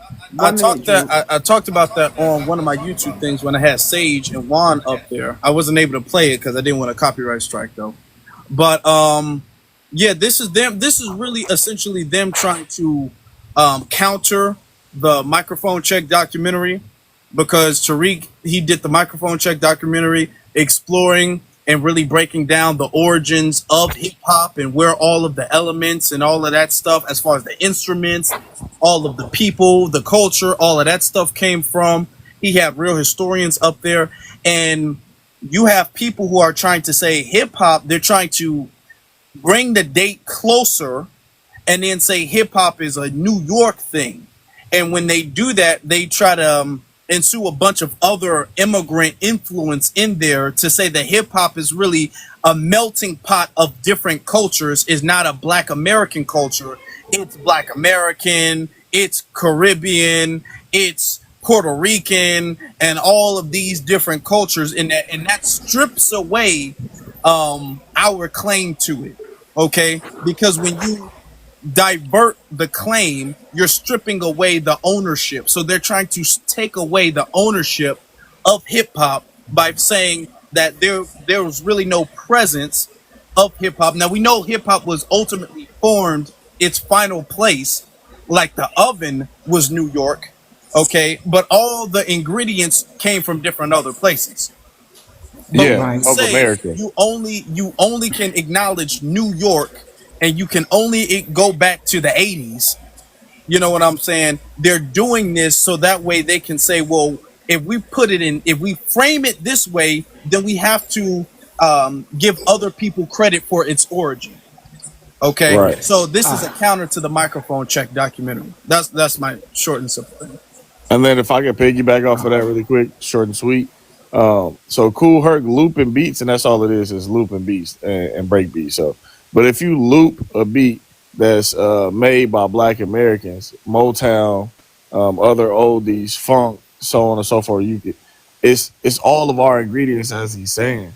Just because you figured out how to loop a certain part of a beat that we made or a sound that we made, and then you rap, and rapping is a part of our conversation. Hey, let me rap to you. That's what we've been doing. So when they point out the years, this is something that we've been doing as American Black people. So just because you looped the beat and then now you borrowed our rapping and then you put it together and call it hip hop, that's that. It's all our business. You just happen to have somebody from outside of here loop a special part. That's it. But that's why they changed it from, Afro. that's why they changed it from rap to hip hop, so they can do them things. You know, Afro, what I'm finding is because I'm Black American, born and raised in the Bronx, they have an issue when I start telling the truth of how Black Americans can live amongst these other ethnic groups, and we know that we are not them, they are not us, and we know certain things that doesn't align with the narrative. But what I'm finding is they're trying to say, well, you're not really from the Bronx, because people from New York or the what they call it, the Northeast, they don't really talk like this. They don't really, so they're trying to even lock out FBA from the rest so that our voices are diminished or are not taken credibly. Yeah, I'm seeing that. New York in Yeah, particular it's gets a a lot big of flack. agenda. You know what I'm saying? Yeah. It's a lot of people who, the second you say you're from New York, I don't know why, and it started from Twitter really, but it's like this narrative that FBAs don't live in New York, and if you're from New York, you're a descendant of an immigrant or something like that. Um, which is not necessarily the truth, because FBAs are the biggest population of Black people in New York.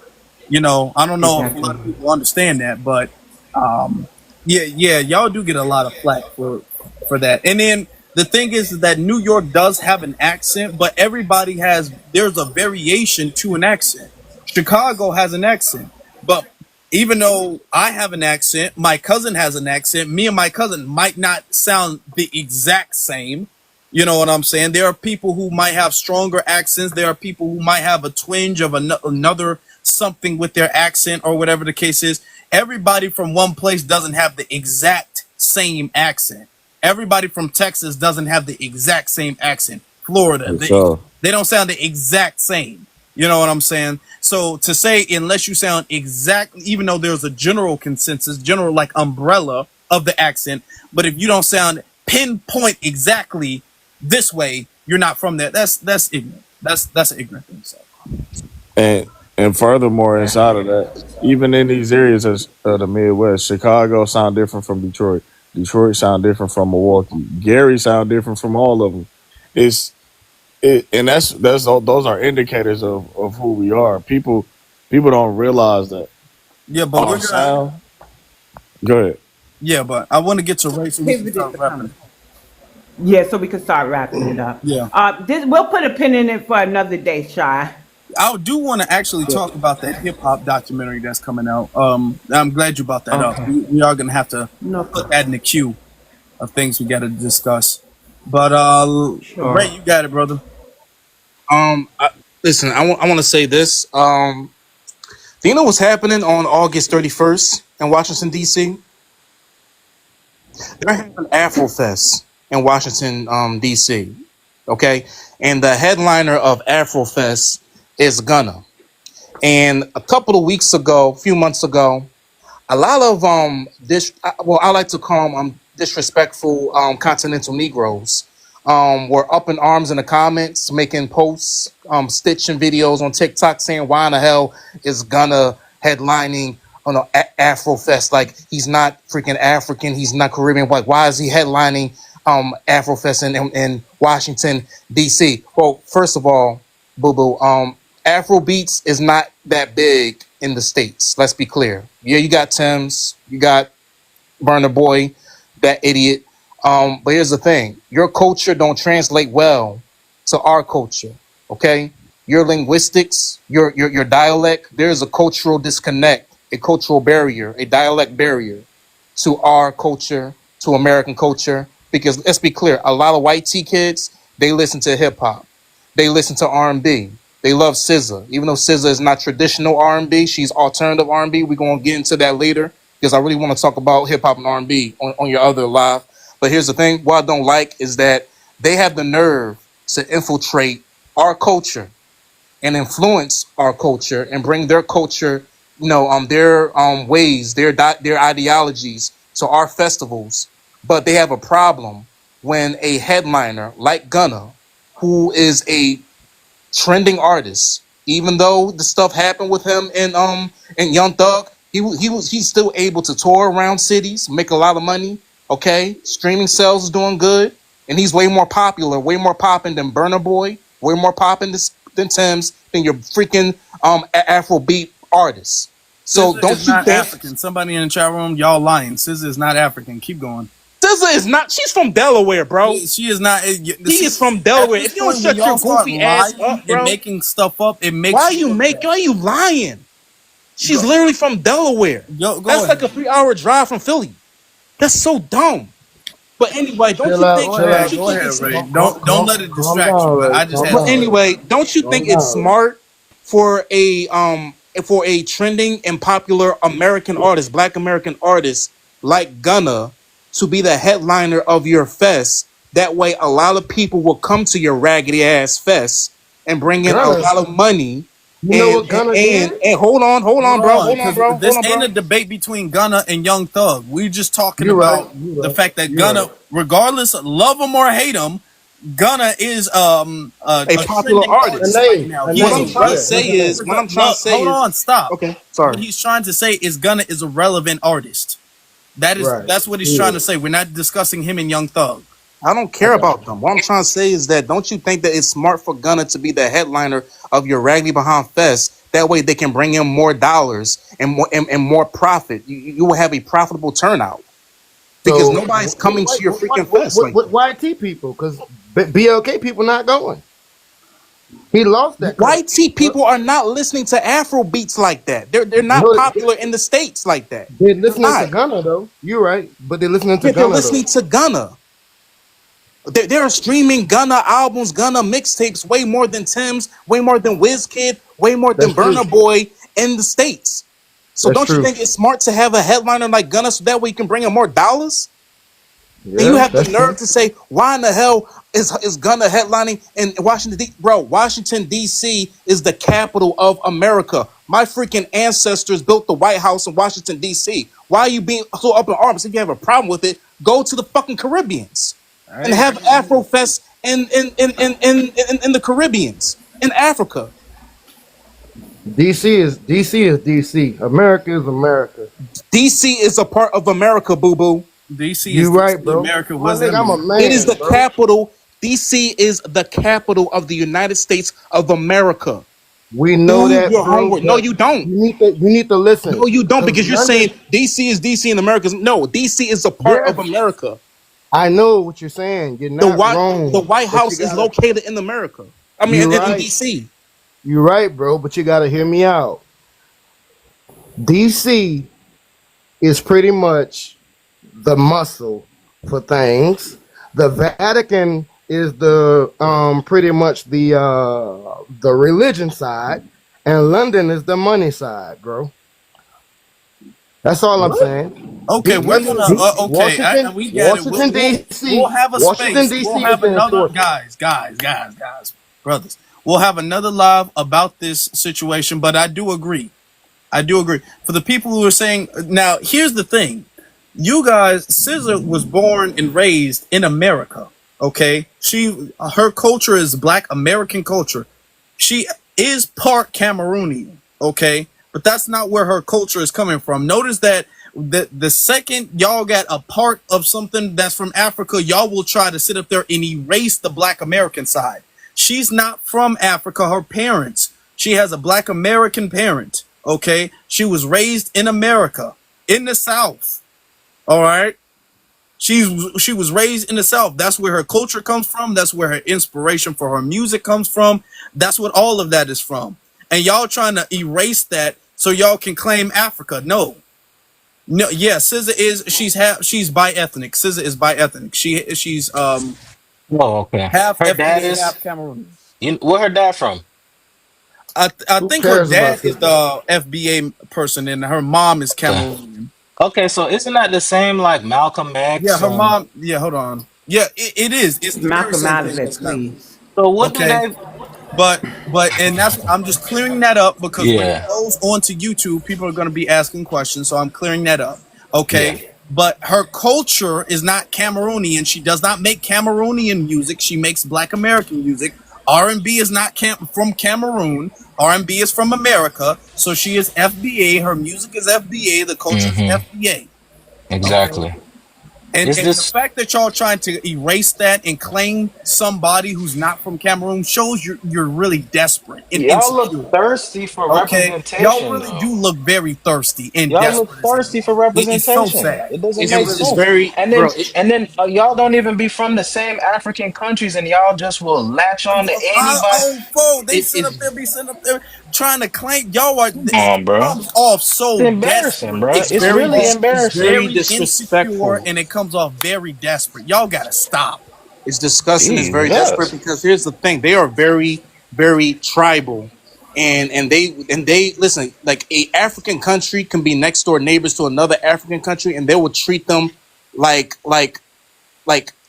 a freaking alien, bro. Like Yo, for you can real. go Like on they a have a live. tribal You can mindset. go on a live right now, and there's Africans fighting each other. They literally do this all day long. They come to our lives to drop their little seats, and they go back to fighting amongst each other. Do you But remember that Cleopatra girl, yeah, but Afro we're not Elite? gonna get too far into that. We gotta wrap things up. We've been on All here right, for a minute. But thank you guys. If y'all like this, y'all go to For the Culture on YouTube. That's where you guys can listen to the playback. All right. Also go Gotcha. to Afro Elite on YouTube. I go live and I talk about stuff like this all of the time. Throughout the week, I have multiple lives throughout the week. And Mhm. y'all also hit that follow button because we do these things in these lives regularly. So if you guys want to participate, you guys want to listen, you guys want to join, you guys want to speak, you guys got to follow so you guys won't miss out.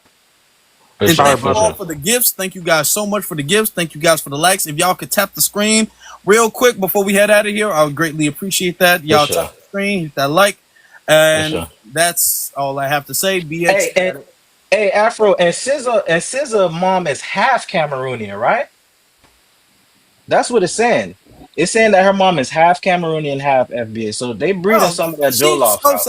so she 3/4 FBA. If Yeah, y'all don't she get out of here, if y'all don't they get out of here, she done okay. bred most of that Closing, Jollof rice closing. up out of there. That's We're, all I'm we're, gonna say. we're, Oh, we're closing. yeah. All right, BX, you got it. Okay. Yeah. So thank you everybody, as Afro Lee stated. So Afro, I gotta ask you, Mm-hmm. when is the next time you'll go live again? And do we have an idea? Are we going back to what is everyone's problem with FBA, or will we speak on the hip hop issue? Um, I'll see. I'll see. I kind of want to speak on the hip hop thing a little bit closer to the date of it. Just keep that in the Okay. queue. But I'll kind of see. I'm leaning more towards the FBA thing. You know, Right. yeah. But it'll be Tuesday. It'll be Solani Tuesday. Aura. 1 minute. Solani Aura. She wants to come up real quick. She usually comes in with a little bit of news from other places. Can we just pull her up real fast, Yeah, Afro? real And quick. I think you might have to. Her name is Aura Friedman. I think you would have to pull up because she's private. Request Solani. There she goes. What happened, mamas? I just changed my name today, BX. Thank you. Okay, hey You Afro welcome. Elite. I'm laughing in the Hey. comments right now. And I had to come up and just say this real quick. SZA is FBA on both sides. She is a descendant of American chattel slavery on both sides. SZA put an Instagram post up before talking about how she did her ancestry and she revealed the ancestry of both of her parents and posted it. This is where they're getting this from because she put on there that her father is of Ghanaian and Nigerian descent, and her mother she will reveal later, but is partially Ivory Coast descent. This is where they're getting this from. SZA is a Black American. Yeah. Yep, I knew. Okay, so Google is even incorrect because I'm looking into the parents and they're saying that the mother is from Cameroon, and then I doing further research, and then they're saying she has Cameroonian background. So now it's starting to get into the whole. They initially they'll say Cameroon, and then the further you dig, they'll say like Cameroonian background, which is not the same thing. You know what I'm saying? You know, so They're they're referring playing to an little games like Instagram that. post that she posted, and I actually looked into this a while back when I saw them talking about how SZA's African. I researched it a long time ago. The girl ain't African; she's of our lineage. They are talking about being of descent. She is of African quote unquote descent. Yo, the All right, thank you. thirst. The thirst is real, fam. Solani. That's it. Solani. Appreciate you, Solani. You always got the Appreciate that. facts. Appreciate that. Yeah, for All right, sure. BX, you got it. Okay, so we're gonna put a pin in it, but you never. Did you give me the date? What day? Oh yeah, Tuesday. Tuesday. Be sometime then. In the evening, because I'll be out Tuesday, but I'll be back by the evening. Yeah, it'll probably be time. Yeah. It'll be one of those. Uh-huh. All right. So it seems that people are confused by ethnic. So a lot of people that you're saying, oh, they're Caribbean, oh, they're African, oh, they're this, oh, you're that. We knew already. We knew for years, right? It wasn't a big deal to us. They were FBA. They fought for FBA. The culture was FBA. And they identified as FBA in some way, shape, form, or fashion. So the aha moments are a little tiring. Please note that you can have a parent who is foundational Black American, one who may be Caribbean, one who may actually be a continental African.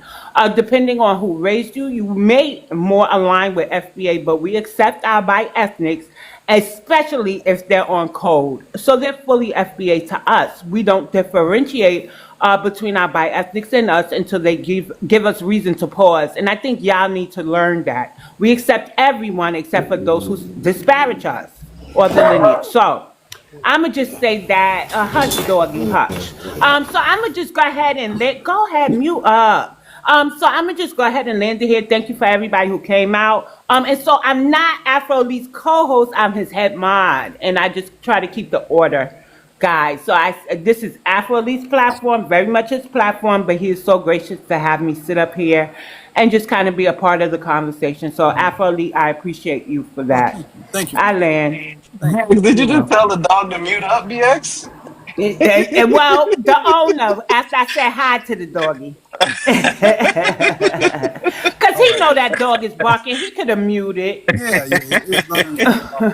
But thank you, I'm family. crying. Appreciate you guys. Make sure to subscribe to the For the Culture channel. You know, y'all can go. I gotta update my bio. That's what I'm gonna do. I'm gonna update my bio so I can put all that stuff in there, make it easy for y'all. But go to the For the Culture channel or go to my channel, and then y'all can find it that way in my bio. So that way you guys can listen to the playback. And make sure you follow. BX, thank you. People sitting up there upset. We have a pattern and we do it and it works fine every time. There's no need to change anything. And we're just going to keep doing it that way. If y'all don't like it,